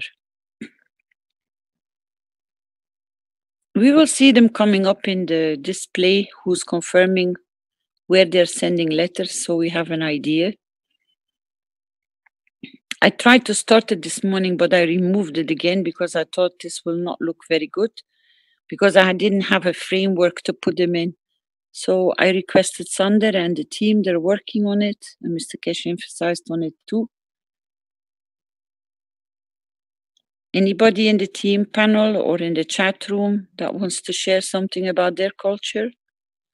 Australia, New Zealand, you name it. Caroline, I was just going to say, we got nobody from New Zealand, do we? Because they're considering New Zealand a new or an old continent which have just newly discovered. Yes, the problem is that the people from New Zealand are traveling. That's why I cannot get my hands on them. I know where they are, but most probably they don't have connection. They might come in the teachings later on. I will try to send a message if they can appear. You all know Van Dorp.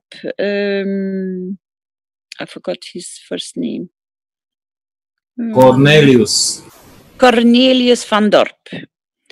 They are based in New Zealand and in Australia, so he's traveling between the two, so he has very good insight about the two.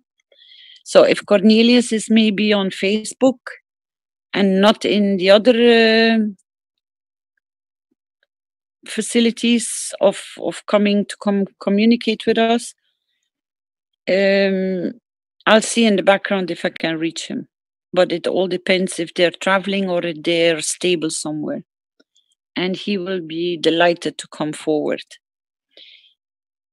For the Baha'is, it's also important to know that, or each Baha'i member knows, that they have to request permission to travel to the Holy Land as a Baha'i. So please do not forget, if your Baha'i is online, to request and put your invitation through or request to go for this peace meeting. Because they're receiving so many people that want to visit that they need to be aware who's coming and how many people they can allow. So it's different for outsiders, but start trying to find your path, that even the Baha'i Center will get notice that there is a huge amount of demand. So try to find your way on the website, fill in your application forms to be and to receive permission to travel to Haifa. Mr. Keshe will be going in more extent of information about this as more as we are approaching the date.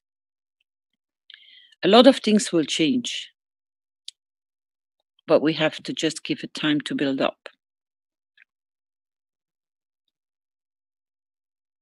I've seen that you all asking for a motion to come and to give us some more insight. I noticed that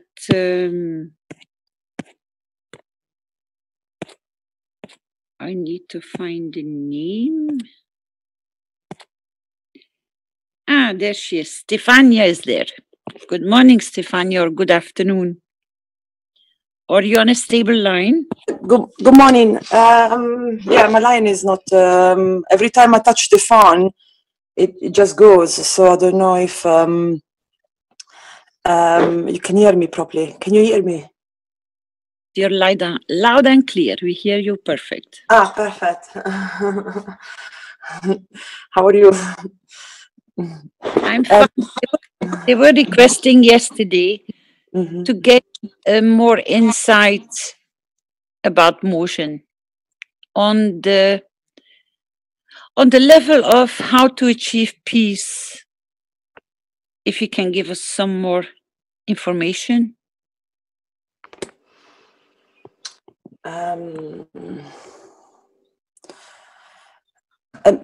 But first of all, I mean, what I first of all have to say that it was a very great change your life experience, be part of this program, and it was very really like spending time with Keshe and with emotion and with the people in Africa was fantastic experience. So about peace, I mean, one of the things I can say about peace, definitely it's find the peace in you, and that definitely that one would be one of the Mojan teaching, because first of all you have to be in peace with your own self, and of course, and then that will then bring to the next step to automatically to have peace around you. So I always try to pretend like that we already achieved what we wanted to achieve, what we tried to achieve in those days to bring peace in the world.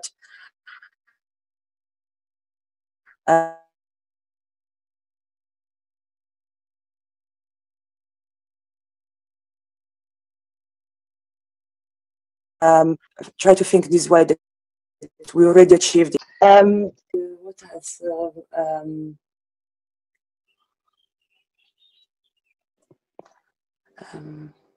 You're breaking up, darling. Sometime. Maybe I can give you a hand. Yeah. Yes. You're Italian. You're Italian. How is your structure built? How do you keep and achieve peace among you in Italy?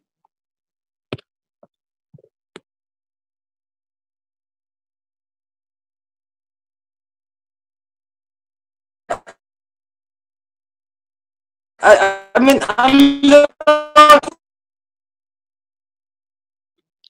you have a very bad line, darling. I'm sorry. You have to support each other. And yeah. You're gonna have to darling. Can you hear me now? Can you keep switching off? No, it's not good. It's not good. You're gonna have to reconnect and come back in, and if you're ready, just ask to come back, please, because we can't understand what you're saying.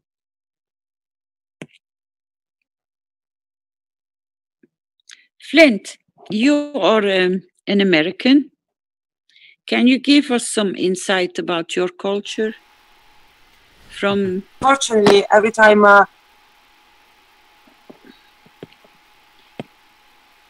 Rick, I think you're gonna have to switch her microphone off because she doesn't understand. We can't hear her. Yeah, I'm trying to mute. I can't mute her.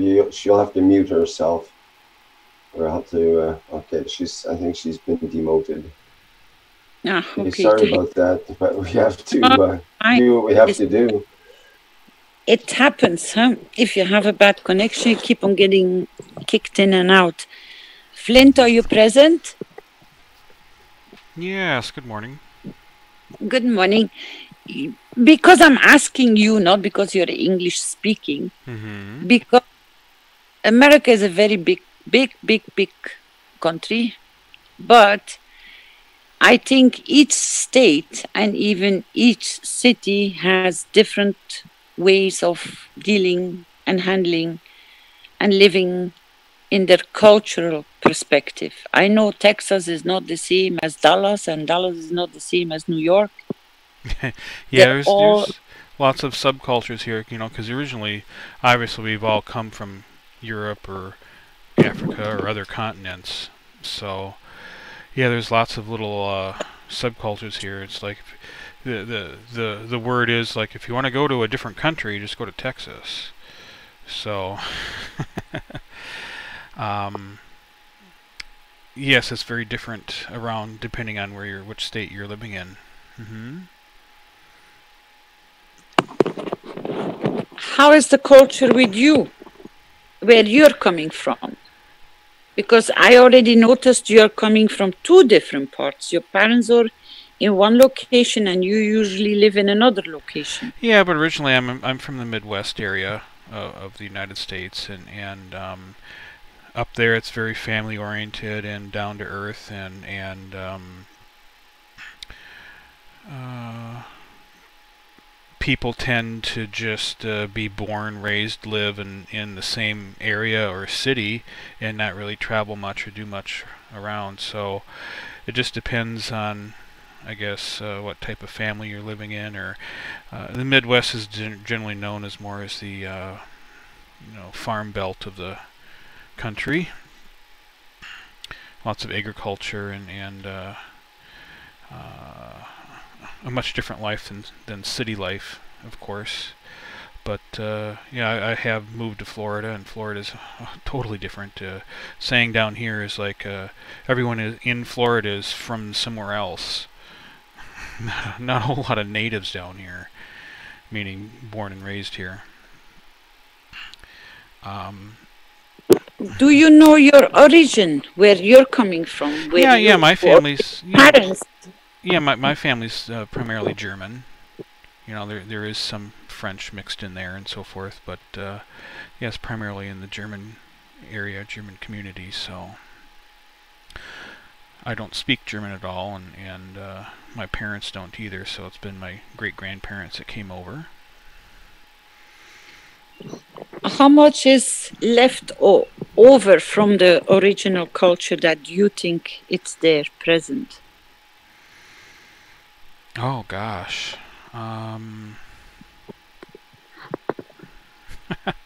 Yeah, it's still there. It's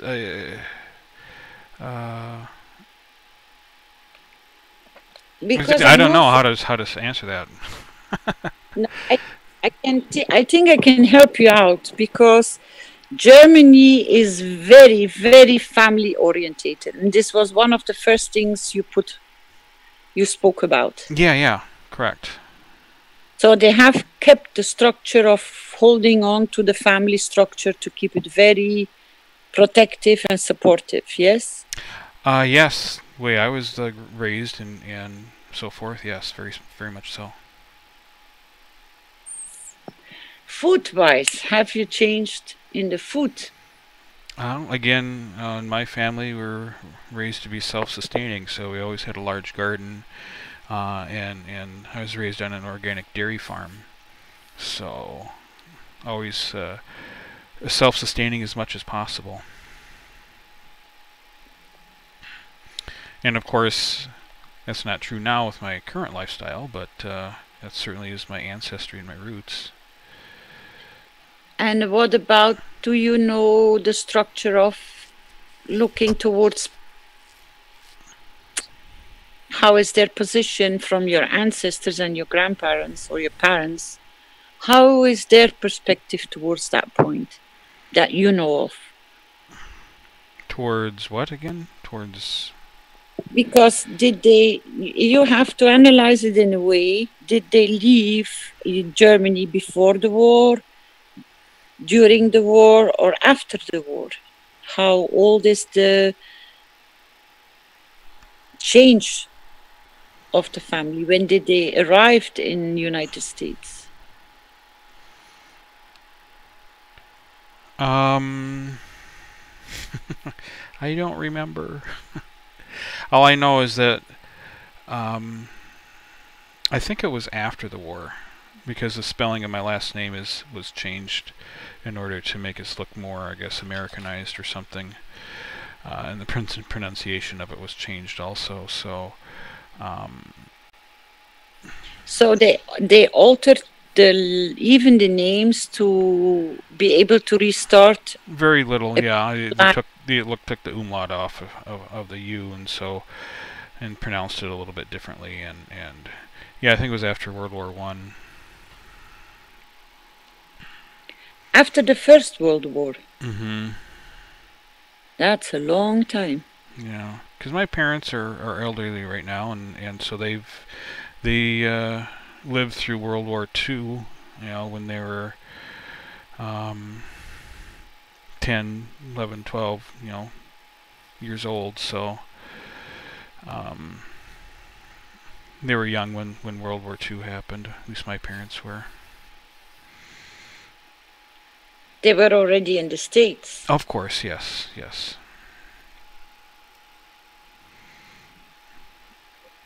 Mm-hmm. So I think it will be time for you, maybe, to share time with your parents to see what they remember from their grandparents. Because it will be very important to know their position in the whole situation, and for you as a child.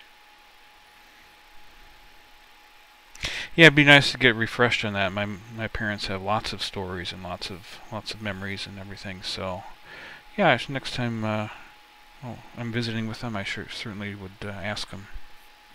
And then you will say, "Ich bin Berliner," which means I am Berlin. Oh, it all depends. Germany is not such a little country. It's a big country. And thank you for your sharing, Flint. Yes, you're welcome. And it's nice because I had this experience with a few American people that they know the stories, but it's like they have been disconnected with the past, where they came from. I think the only real, how can I say, people that are real stay connected with their culture and their country of origin, I think these are the Irish people and the Italian people, because they love their food and they love their different ways of living. So the priority moves and it doesn't change so much, because they stick to very much to what and how they've been brought up with, and they pass it on to their children. That's why I would have loved to have Stefania to give more insight about the Italians, because we notice that they're really family orientated as well. And it's very difficult for an outsider to even come or within. They really have to accept you to come inside. And the Irish people have the same. So if there are any Irish people in the team, please come forward to share your insight of your culture and how you... I saw it coming up this morning in the chat room, but then he disappeared. I don't know if he's back yet. Maybe Rick can help me in that, because I can't go to the chat for the moment.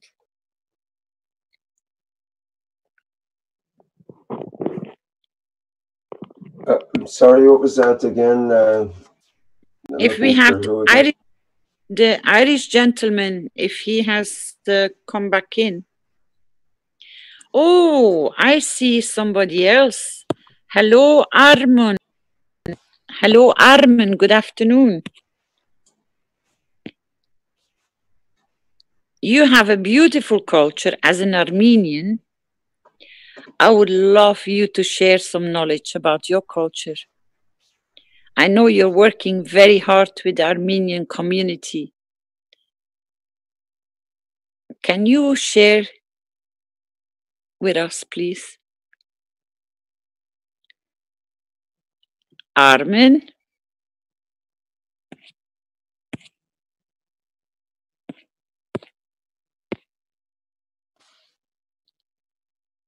Not present. I can try to unmute him, but you'll never know what we'll get. Maybe he's fallen asleep because the time frames are so different for a lot of people. So Yeah, sometimes it goes off and we don't know. We might hear him maybe singing a song, who knows? Or he's playing with his dog. Or snoring. Anyway. I'll try briefly, just for fun. Hello, Armin. Armin, good morning, good afternoon. Nope. No, silence. Okay, I'll let him be. Vince, can you share, as a Canadian, some of your way of culture in Canada? Can I just pass for a couple of minutes as I set up this forum post? Okay. Are there more Canadians here? Caroline? Yes. Can you hear me? It's Stefania. As long as you don't hiccup in your talking, yes, please. Now I don't move the phone. It's like every time I move the phone, the line goes away. So I just put it in a fixed place. So hopefully the line will be okay. I don't know. Unfortunately, I'm a little bit isolated. I noticed that I asked in the chat to have the dress of the Vatican, and Sandor, he put it in the chat, and as my line went off and then went back on again, the address disappeared. So I was going to ask Sandor if we could send the address again. Yeah, thank you. I was thinking, what about if we all write into the Vatican now? Would you think? Why not, Steve? Because we take advantage that Keshe is supposed to be in Rome, no? So I thought maybe if as Keshe is in Rome, they will receive lots of letters as is there. Maybe it kind of goes with the flow. I don't know. They will be able to count the number of people who have the same wish. Don't worry about that. Yeah. I was thinking if we all now, right now, we all, send, we get the link and we send it in different, in all our languages, or any language, or any English, or we write now to the Vatican, and they will just receive them right now. The offices of the Vatican have a very sophisticated administration and bureaucracy, so don't worry. They'll be able to handle it. What do you think is a good idea? Yes, of course. Why not? Okay, so maybe we can start from now, and then when everyone finished, we can say, okay, I send it. I don't know. This was an idea. I think it will be very nice to confirm with "I am present" that is being sent with the name. Yeah, okay. You mean in the chat, put "I am present." I'm present, or even stepping forward and saying "I am present." I send it out. Yeah, I could do, so I was thinking just to do it now. As we continue the class. So for example, now at the moment that we speak, I'm just gonna look in my other phone, if I can connect to get the letters, and then for example, Sandor, the email that you wrote to me, it's no email address, isn't it? No email address, only postal address. That's simply about. It's Holiness Pope Francis, Apostolic Palace, Vatican City, and with the zip number. For who cannot send a letter, is there any email address? No email. No email. Okay, then that. Paper. Okay, so that it will take a little bit longer. I think it will be, you know, if we want to work on soul level, I think if we write our intent down on a piece of paper and we visually imagine that this letter is sent, we send our intent by confirming I am present. So they will receive the package. Yes, this will be the also the Mojan way. Exactly, that's why you're emotion. Like Keshe said, it's faster, more powerful, and instantly. Zero communication, no time lost.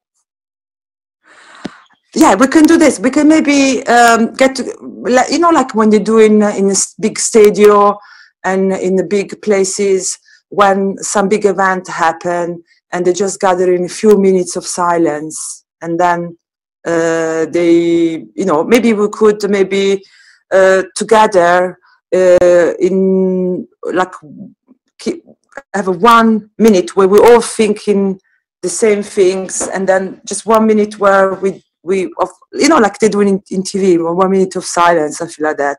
And but in that minute we all deliver in the letter to the Vatican, something like that, with our thoughts. It's just an idea. So if we construct it, we as knowledge seekers, we support Mr. Keshe in his journey to receive the confirmation from the Vatican, from the Pope, to sign the peace treaty in Haifa. I am present.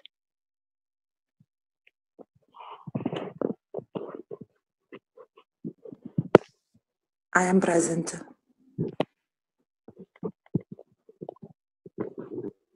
I'm present.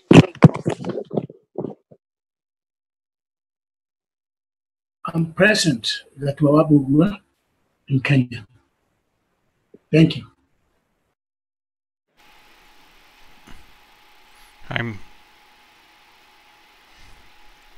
I'm present, Flint Mulhausen, United States.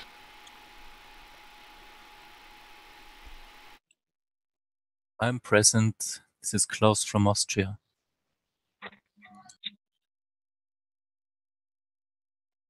I am present, all from Togo.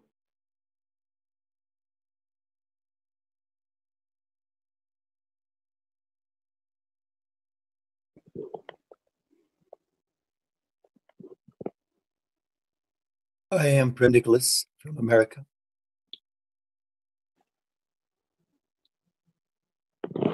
I am present. I'm present. Sorry if I cut someone. I am present, Ekmar from Germany. I am present, Vince from Canada. I'm present, Boniface from California. I am present, and John from Argentina. I am present, Emeshi from Austria. أنا هنا جلال من العراق.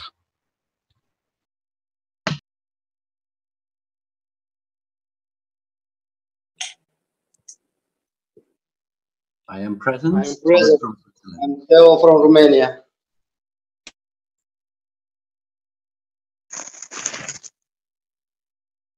Jibani from Togo. I am present.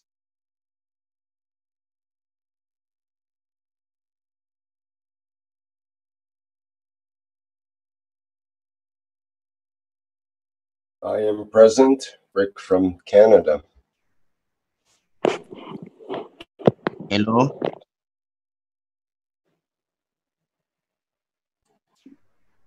Hello.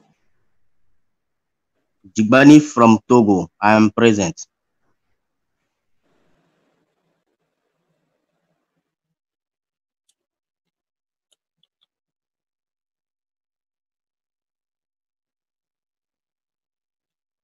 Hello. From Denmark. I'm present.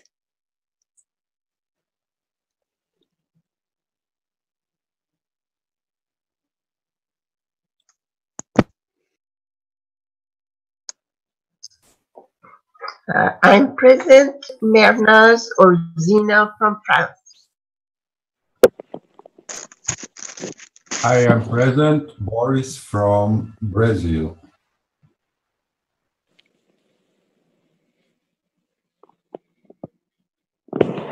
I am present. I'm Maria from Norway.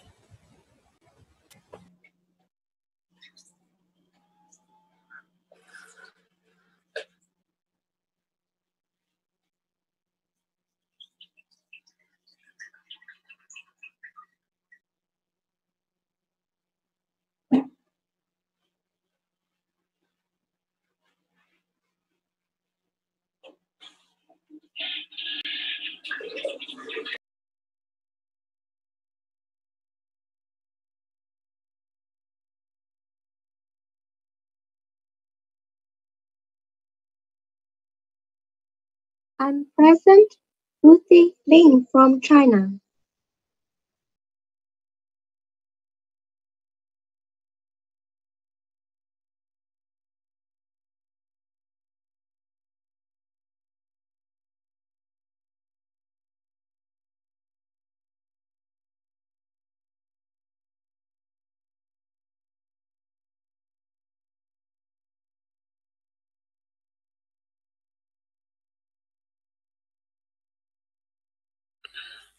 I am present, Willie from Norway.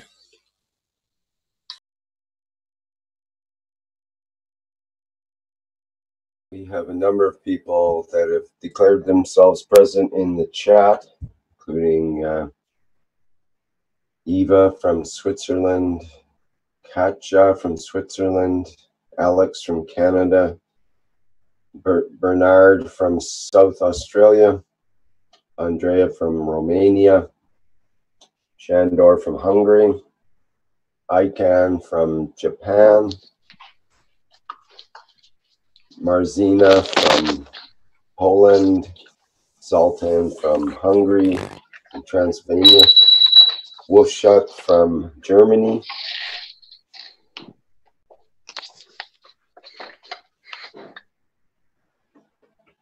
Luigi from Canada,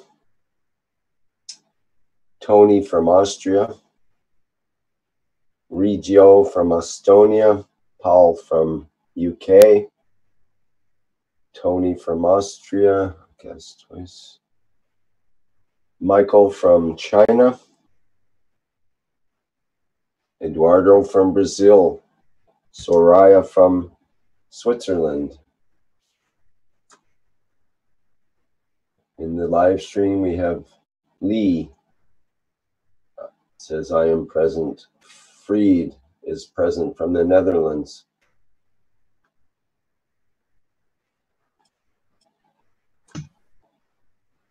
CA, present from Netherlands.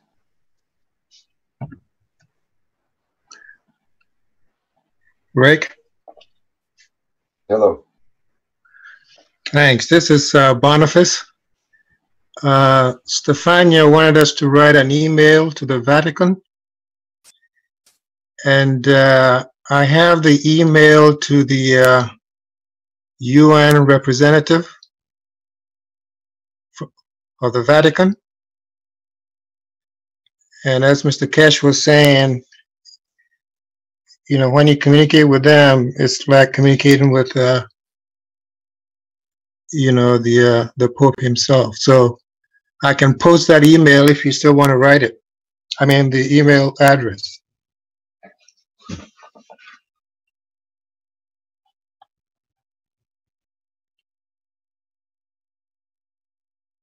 Yes, please. It will be welcome. Okay, I'm putting it in the Q&A.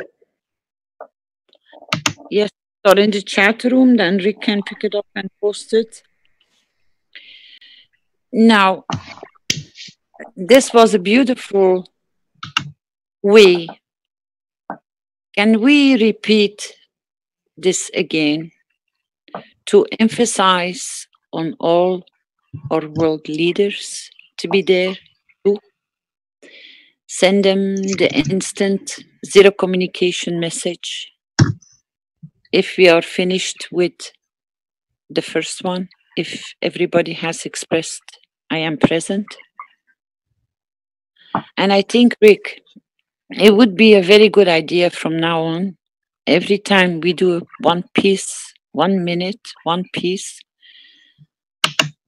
we start this intent of this 1 minute to send our intent in communication through our soul to each world leader, doesn't matter where they are.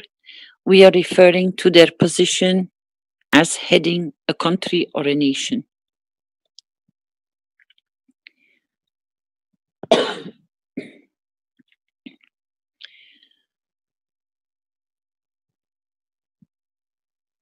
It's a beautiful way that we are learning through the motions to work through our soul with the confirmation of the intent. We send out the message for peace to come and sign as head of states, countries, or nations on the 2nd and the 3rd of August this year, 2017. The place is Haifa. We as humanity are sending you this message. I am present.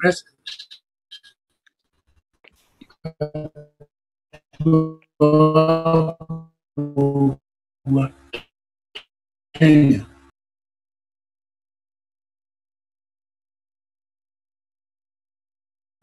I'm present, this is James.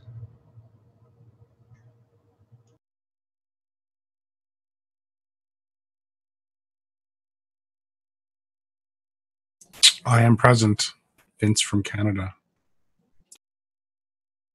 I am present. Rick from Canada. I am present. Willie from Norway. I am present. Gatwabu, Kenya.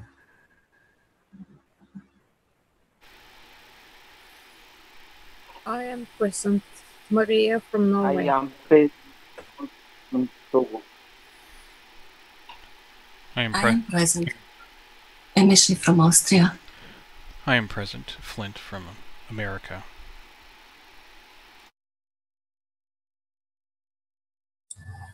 I'm present. Ekma from Germany. I'm present. Klaus from Austria. I am present. Jibani from Togo. I am present. Nicholas from New Mexico.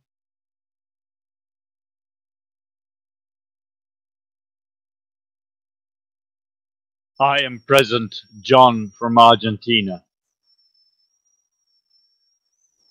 I am present. Theo from Romania. I am present. Joseph from Austria.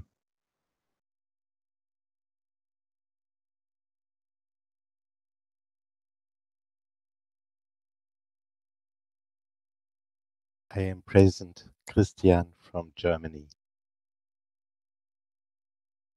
I am present. Boris from Brazil.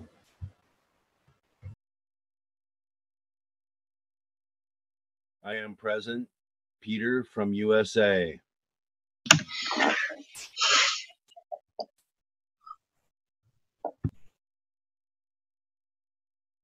I'm present. Justin from USA.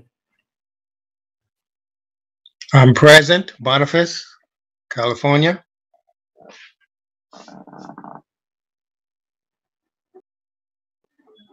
I am present. Thomas from Canada.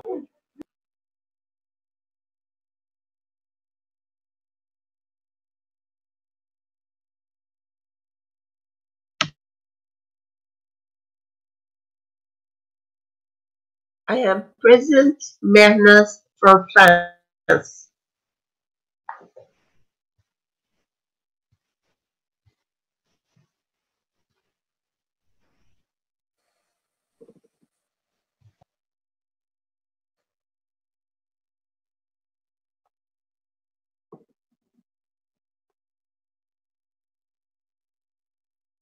I am present, Pia from Denmark.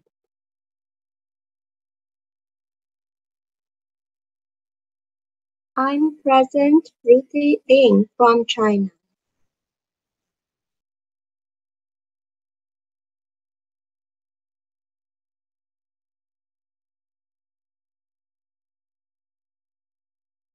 I'm present, Doug from Australia.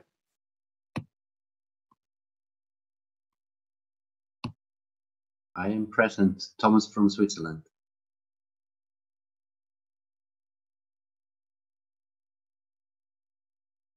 Sorry, I'm late. It's traffic here. I am present, Jalal from Iraq.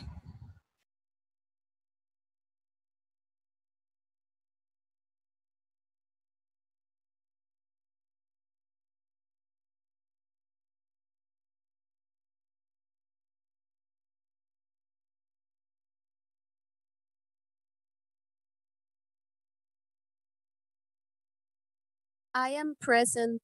This is Caroline from Austria.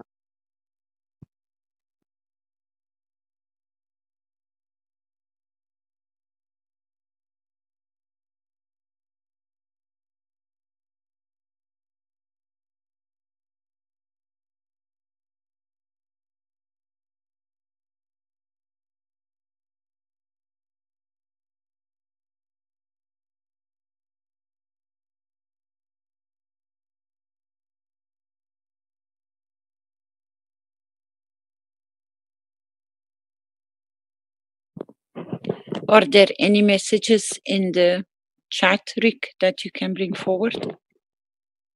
Sure, we have people that have declared themselves present, which is Marijan from India, Alberto, Bernard from East Canada, Vak Tang from Georgia, Australia, Eva, Bert from Belgium, Yvonne Krasmir from Bulgaria, Dietmar from Germany, Alex from Canada, Wolfshut from Germany, Roy from Portugal, Peter from Universal Community, Zane from America, Ican from Japan, Bernard from South Australia. We have some more in the live stream. We've got Fried from the Netherlands, Jan from Sweden, Marek from Slovakia, and Chedi from the Netherlands. Also, in the YouTube chat, we have Andrew from England, Laws from England, Manuel from Portugal, Camille from England, Tracy from Scotland,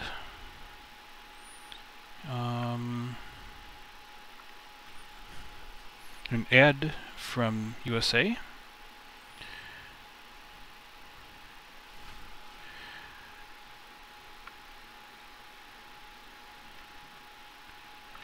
Suzanne from Sweden.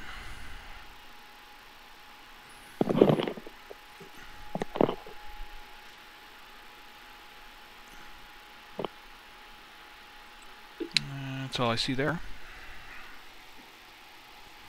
Just going to run through the Facebook, or sorry, the live stream people again, because I had my microphone off in live stream and they couldn't hear me probably. So there was Fried from the Netherlands, Jan from Sweden, Marek from Slovakia, Chetty from the Netherlands, and there was Stephen from Baltimore, US, and CA from Netherlands. I think that's it for that list right now. I think Boniface also was announced present in a different way here. Okay. Thank you. Thank you, Rick. Thank you, Flint. Thank you for your presence.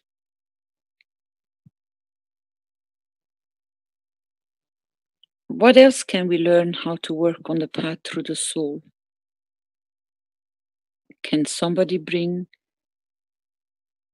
the beauty of the soul, how they have experienced how to work with the soul?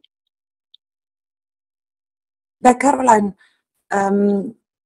I just wanted to say that, for example, after what we done just now, I don't know if anyone felt the power of the soul. We all pretty much covered the whole world, and we all, by saying we're present, I don't know if you felt a connection between all of us. And you know what you just said just now, feeling the power of the soul. I think this is exactly what we experience right now, and I thought it was a fantastic moment, because we don't pay attention to our sensation much sometimes, because most of the time we're busy with what's happening outside. But this was a very special moment. I mean, this talking about myself, and I could really felt the power of the soul, and I really felt, like Keshe said to us many times, that our soul, it's stronger than the sun, and with your soul you can light not just the earth but the whole galaxy. So that just to make you the feel of the power that we have inside us, and what we just did just now, it go with that. It really felt like some hints of that power, and I think if we practice, you know, by 7 days we'll be we change the world with our intention. This was my, just want to share this. You see, that's the beauty when the emotion comes on board. We get more insight how to use the power of the soul, the path of the soul, and to direct the path of the soul with our intent. So this is the beauty that I have experienced in the last few days in the teachings, that there is a very huge sense of peace among each other. Everybody takes his time and nobody is agitated, and we are melting together, we are fusing together towards one target, and we are all very, very much aware of our position, how we bring, what we bring, and our intent is very much present, because I sense that each one of us is very much aware from all the other souls which are in these presentations. And it has brought a lot of a calmness. This is what I have been sensing in the last days. And it's beautiful to see how we are evolving to walk the path of the soul towards peace. And this was exactly what Mr. Keshe had in his agenda for all of us. We will walk the path. We are already walking the path of peace. We just need to confirm, as Stefania just mentioned, to remove all the clutter in the head and the clutter on the computer and all the work we are doing in the background. And it only costs you 1 minute to direct the correct intent with the right feeling, with who and what you want and who you are, to create the new path. And I think this is the most beautiful path mankind has learned in the last few weeks, months. Through the teaching and the offering of Mr. Keshe to support in such a huge number, a lot of people's lives have changed. We all have become aware that we are who we are. But to confirm the power and the confidence in yourself, that you can work with it, you can direct it, you can offer it, you can share it, and you can be, most of all, be a beautiful light and be proud of the beautiful light you are.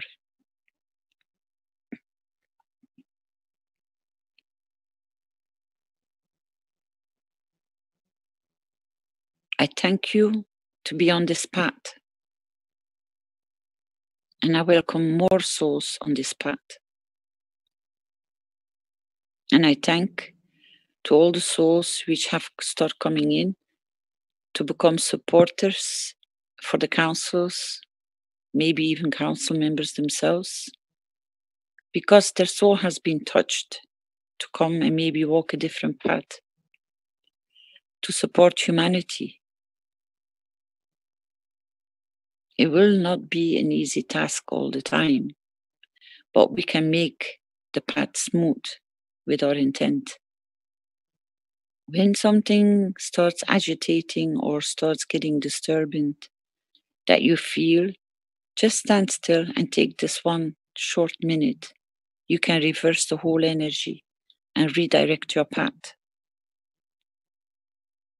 But it's a practice we're going to have to learn to do, to stand still, be who you are and say, I will reconstruct my path where I'm walking, and remove the fear and remove the agitation. As we say, every morning you put your first foot out of your bed, you start a brand new day. It is the same in any situation. You just change the whole path with your intent. That's why you are called a creator. That's why you carry this gift. We are all working and learning how to work with this. And it was beautiful for this to come on the table. And I can confirm that's why Mr. Keshe said very soon the core team, the Universal Council and the support members and the public will come in each path, because the core team will lead us through and what and how they have already achieved this path. Now we are all getting ready to walk this path very soon. As we are progressing and applying the path of peace, Mr. Keshe will start putting the structure and the path.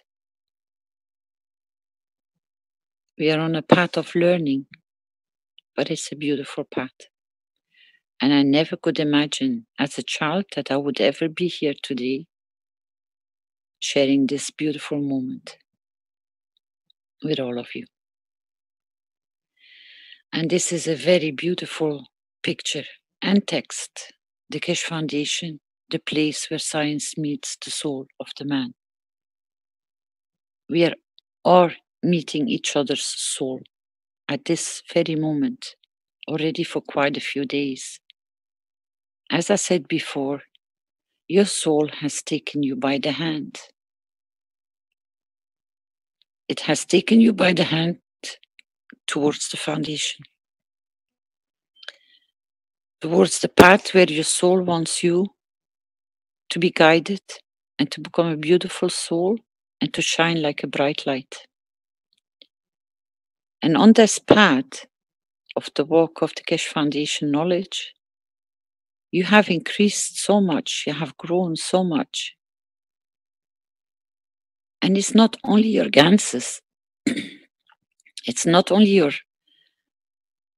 maggraph systems, it's not only your star formations, but the fourth one, if you walk my path, I say the ganses, the maggraphs, the star formations, that's 3.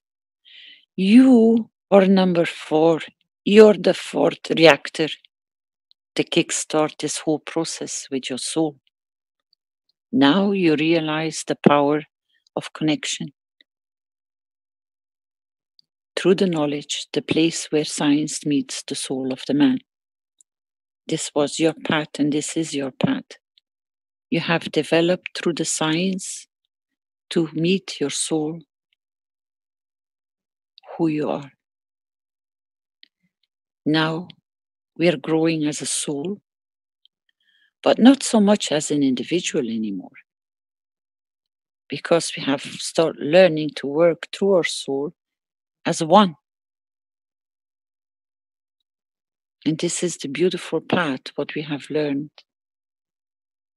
Thank you, Mr. Keshe, for being our universal teacher. Thank you for what you have brought on the table. Thank you for all your effort. Thank you for your beautiful soul. I know your path has not been easy anywhere, in any level. But I love you. I worship you.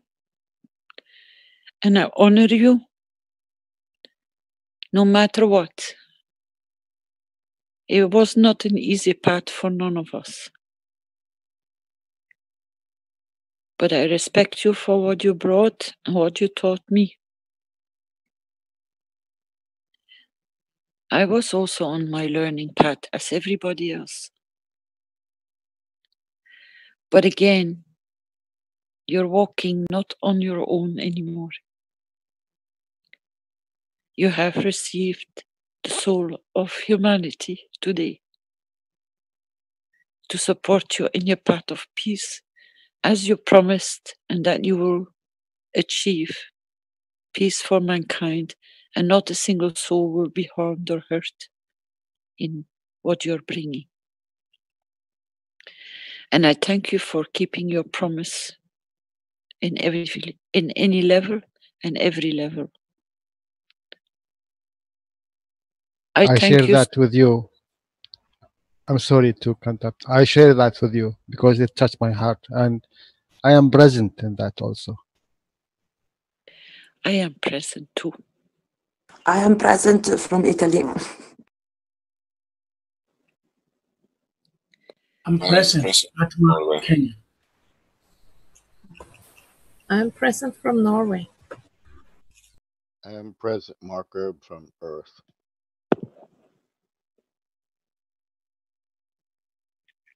I am present, Jibani from Togo.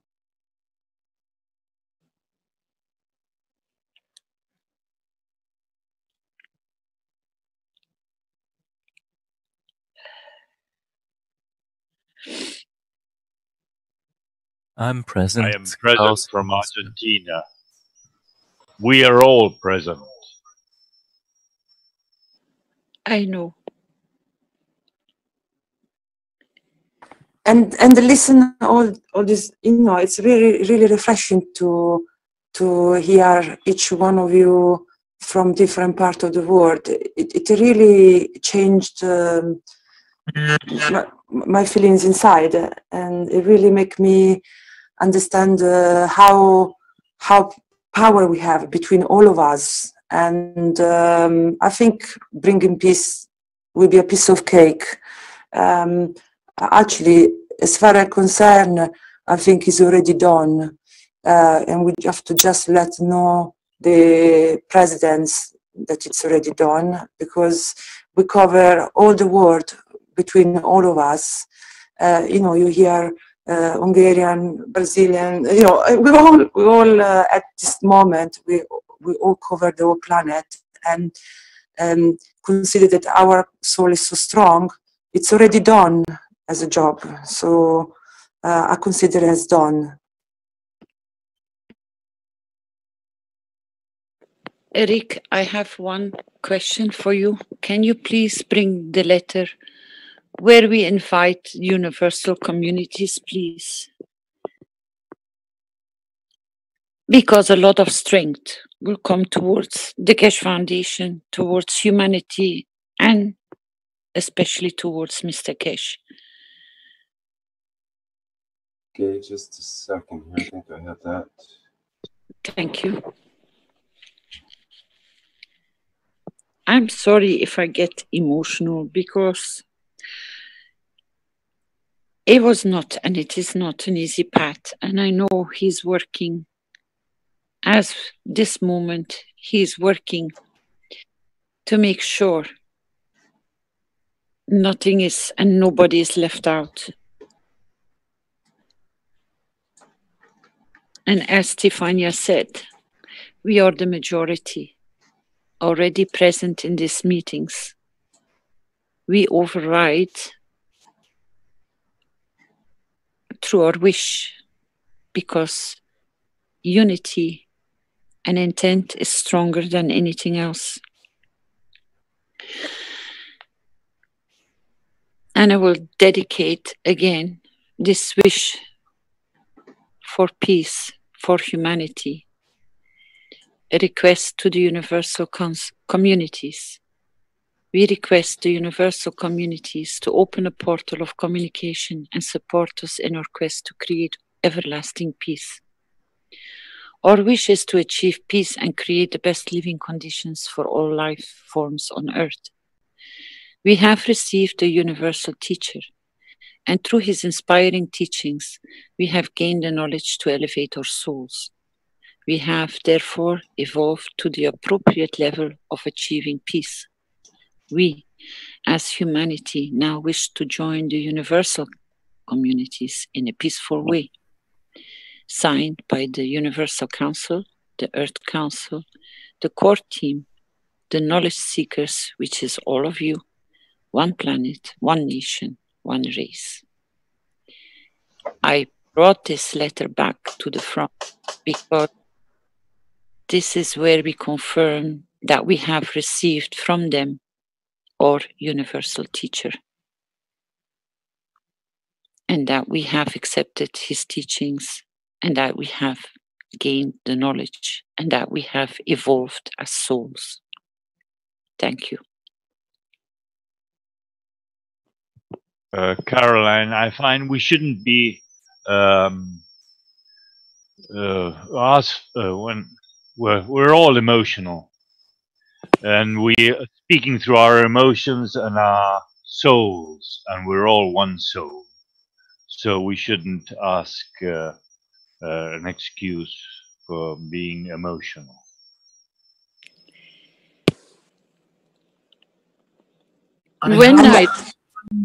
When I look at the path we have walked, it has not been very easy. It's been a path full of struggles, but I think this is part of what we are and how we are. And this is not only counting for us, but this is counting for each one of you too. The struggles you have met on your path to become and to walk into the foundation has not been easy for a lot of families. A lot of individuals, they had opposition, they still have opposition. But now, through our wishing and through our carrying the knowledge in our soul, we can reach those people now. So to smoothen their path, to welcome them into our family, into the peaceful path. And now we slowly will see how these barriers of opposition and rejection and refusal will disappear very slowly. Because through your wish, your physicality and your environment of your energy fields are changing. And through this change, you touch their soul. Their soul will now be taken by the hand by your soul. And this is exactly what we are doing with the world leaders. And it will work. You will see your family and the struggles. It will all slowly, it's like melting down, because through the gentle way, you achieve much more than through an aggressive way. And sometimes the frustrations and the emotions go beyond sometimes what you think you can take. But your soul has a strength and each soul has the equal amount of strength. It's just to allow it to come and work through its physicality. And because you give, as Mr. Keshe always says, you receive more, that's how you grow as a soul. You start shining much more. You become that beautiful, transparent diamond. And it doesn't matter what color you have, it doesn't matter what clothes you wear, it doesn't matter what food you eat, because the soul is a light. The brighter it is, the more beautiful it is. Yes, Jalal. Can you bring this issue, please? This what you said now, because I know a lot of people, they think they are giving, and they are giving, but in receiving they have a problem with that, because they cannot understand how they received and if they received. In this, what is the time left, if you can, please?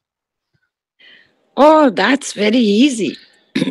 That is not so difficult, because you just have to bring them back to, as I did with the gentleman who said, sorry for that. You remember the communication I had in the teaching with the gentleman who was walking behind his big brother, and his brother was a bully and his friends were a bully and they were always trying to block him out. And he said, oh, just 1 second. Or you're going to go deaf with Topoli.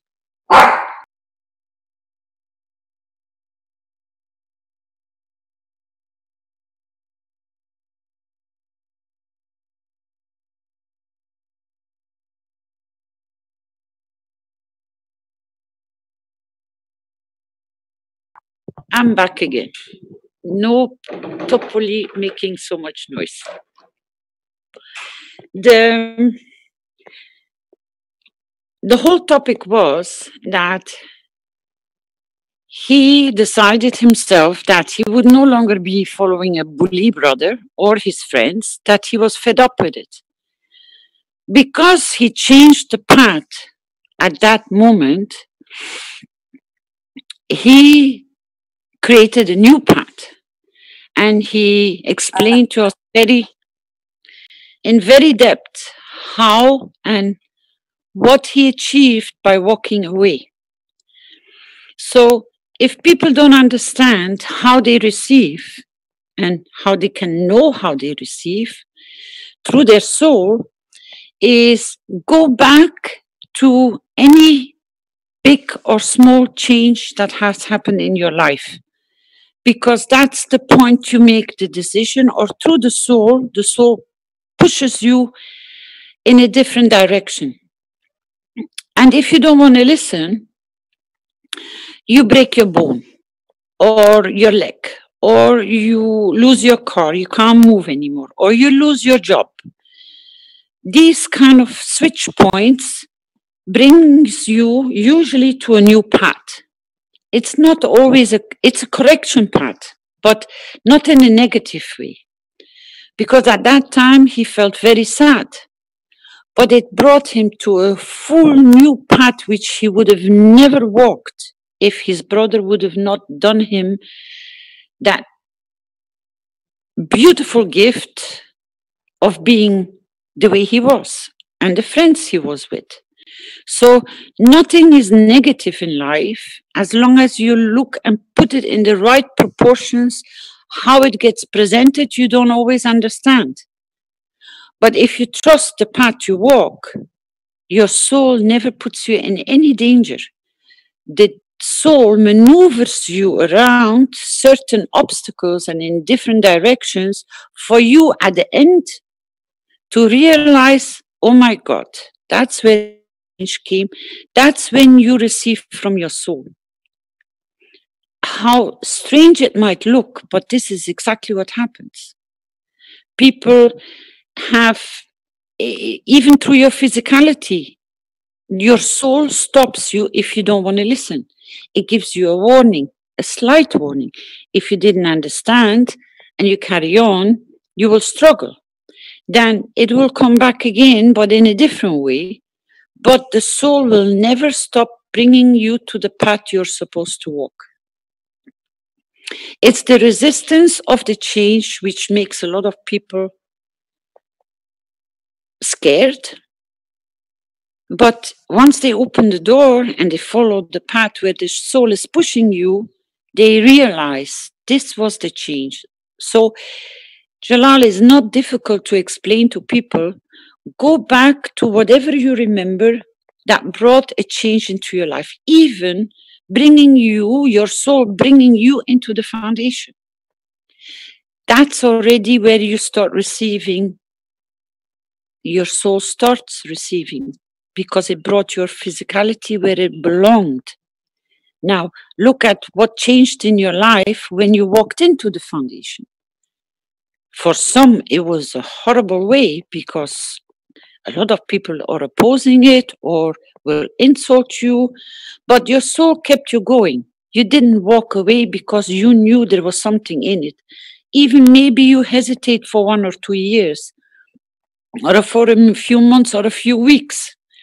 I knew, and that's something I can confirm, I knew my life changed when Mr. Keshe started explaining certain things, and this was not even anything to do with the foundation.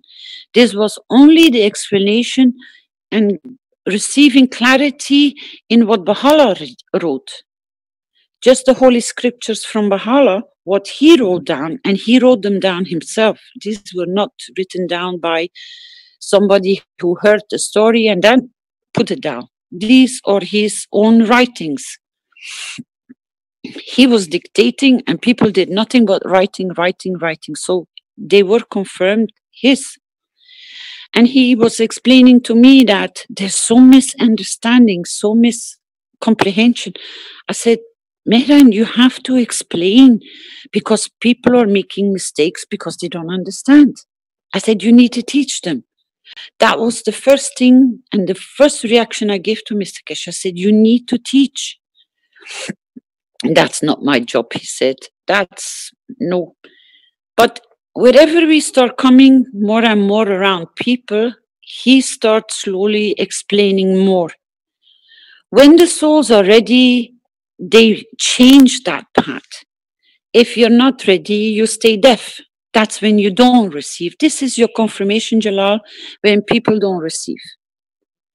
The confirmation that you have received is when you feel and you change your walk of your path. Like walking into the foundation or walking into a new job.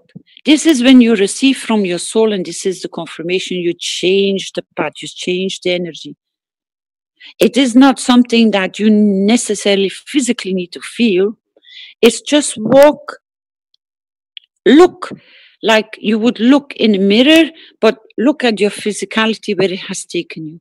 This is not your physicality which is walking. It's your soul which is guiding you for you to be on the best path, for it to achieve the maximum and the most beautiful development it can bring on your path. It only depends on your stubbornness or your acceptance or opening the doors to walk the path. But your soul will never give up on you. It's always there. It's always supporting you. But you don't always hear all the voices and all the signals and all the directions it wants to give to you. That's the time you can say, I have not received. Because you didn't change the path. So you didn't receive from your soul, although it pushes you. The confirmation of you have received is, look where you are. That change is your soul, which is in communication with your physical vessel, and it has directed you and you have accepted it. So you have received. That's the easiest way I can confirm your soul has received. You understand? I am present. It's an easy path, isn't it? is not so complicated, because you're not going to feel like a beam going through you. You're not going to feel shivers, so you're not going to start breaking into sweat. It's where your vessel in your physicality is walking. Which path, where have you changed? On which cross point did you make that decision to become a knowledge seeker, to become a universal council member, to become a support member, to become a reactor builder, to become a grants maker? I try to emphasize so many times, people, put your hands on top of your head and look how your life has changed. You have become givers. So your soul has given you, because it brought you on the path to receive, to be able to give more. So your soul can receive more. That's the only thing it is after, the cheeky souls. And they know it.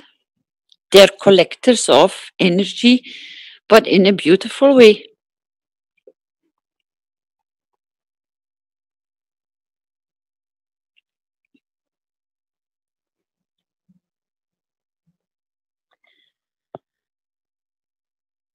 And I forgive everybody, everywhere, at any time, because I don't hold on to, I can really express my anger, but I don't carry no hate. I don't carry no, holding on to. Sometimes when you get angry, it's because you simply have not digested it. Try to find a way. What's your name, Jalal? Is it your name, Jalal? You're speaking about me, my God.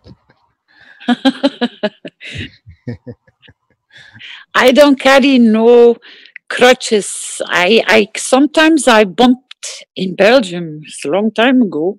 I bumped into people which they were really not very friendly, or they had really not a very good, But the funny thing was, I can meet them, I can stand in front of them, and I don't feel no anger. I don't feel no, nothing. I can say hello and how are you, as nothing has happened. I don't hold on to that.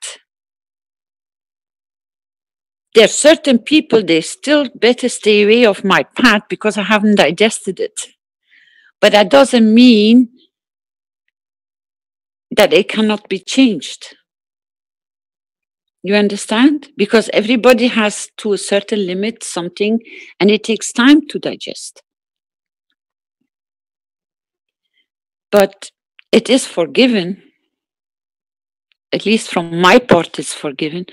But I always remember, why do you need to walk on a path when you know you're going to get disturbed? Avoid the paths of disturbance and keep your soul at peace and your physicality. Don't go and search for complicated situations where you're going to get disturbed, because then you just allow your energy to go down, and we are just working on the opposite. Because then you need more effort to give. So it's better to create the path before you arrive to the point that it will be a smooth path. And this is exactly what we are learning. Yes.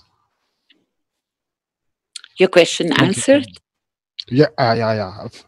From 2 years now. But I'm putting more and more in my head, Taker. Now the take of the time. It takes time, but we are all growing and we're all getting there. Very slowly. Some of us faster than the others, but that's why we are together. We evolve together. Any other question? Ahead of you. I am ahead of you in 1 inch, maybe. I hope so. Because the faster, Topoli, the faster you evolve, the faster I can learn from you. Topolice. Okay. You understand? Yes, thank you.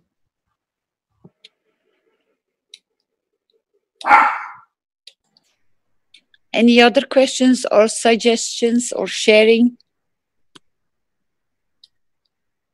I have a question, but I noticed that we are out of time. So could I ask that PM? How much are we out of time? 10 minutes. Well, we're about 10 minutes over right now. Maybe we could continue in the afternoon session. Yes, I can ask my question in the afternoon. What's the question that we don't forget, that we can go on it this afternoon? Oh, I will remember to ask, but you know, one of the things, I don't want to ask now because you will answer, and then it will be 1:30. So I'm gonna let you to take your coffee break.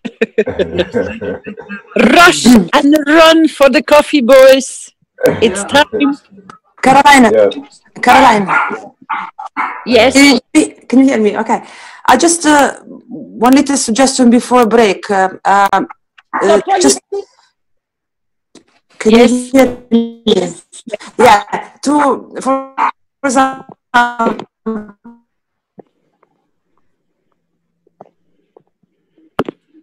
Sorry, we can't hear you, Stefania. No, we lost her. She's gonna have to type it. Rick, maybe you can read it and then bring it back, because I have no idea what she was wishing for.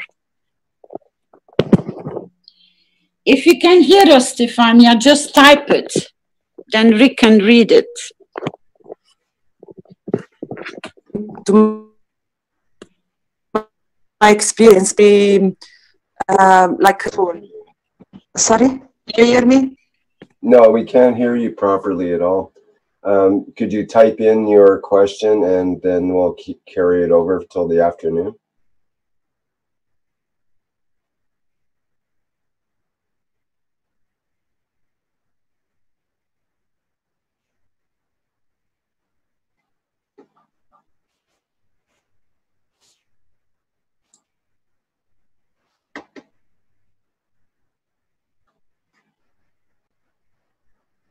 Hello?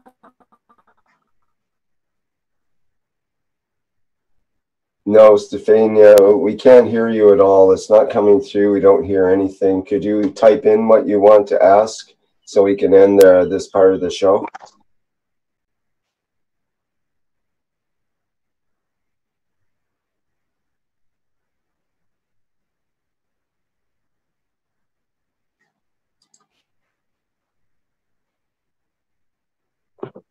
I think we can go. She will appear again in the afternoon session. We all gonna take a break for a nice coffee or tea, or close our eyes for a few minutes. See you all this afternoon. Bye-bye. Perfect. Thank you, Caroline. Okay, this will end the morning session for the day 13, Friday, July 21st, 2017. Blueprint for Peace for Humanity. Thank you, everybody, for attending. See you back here at 2 p.m. CEST time. Okay, we'll end the broadcast for now.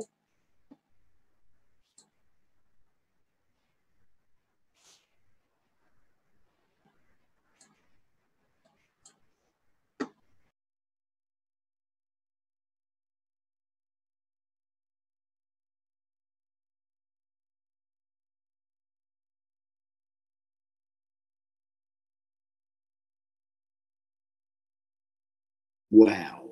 Thank you, everyone. Thank you.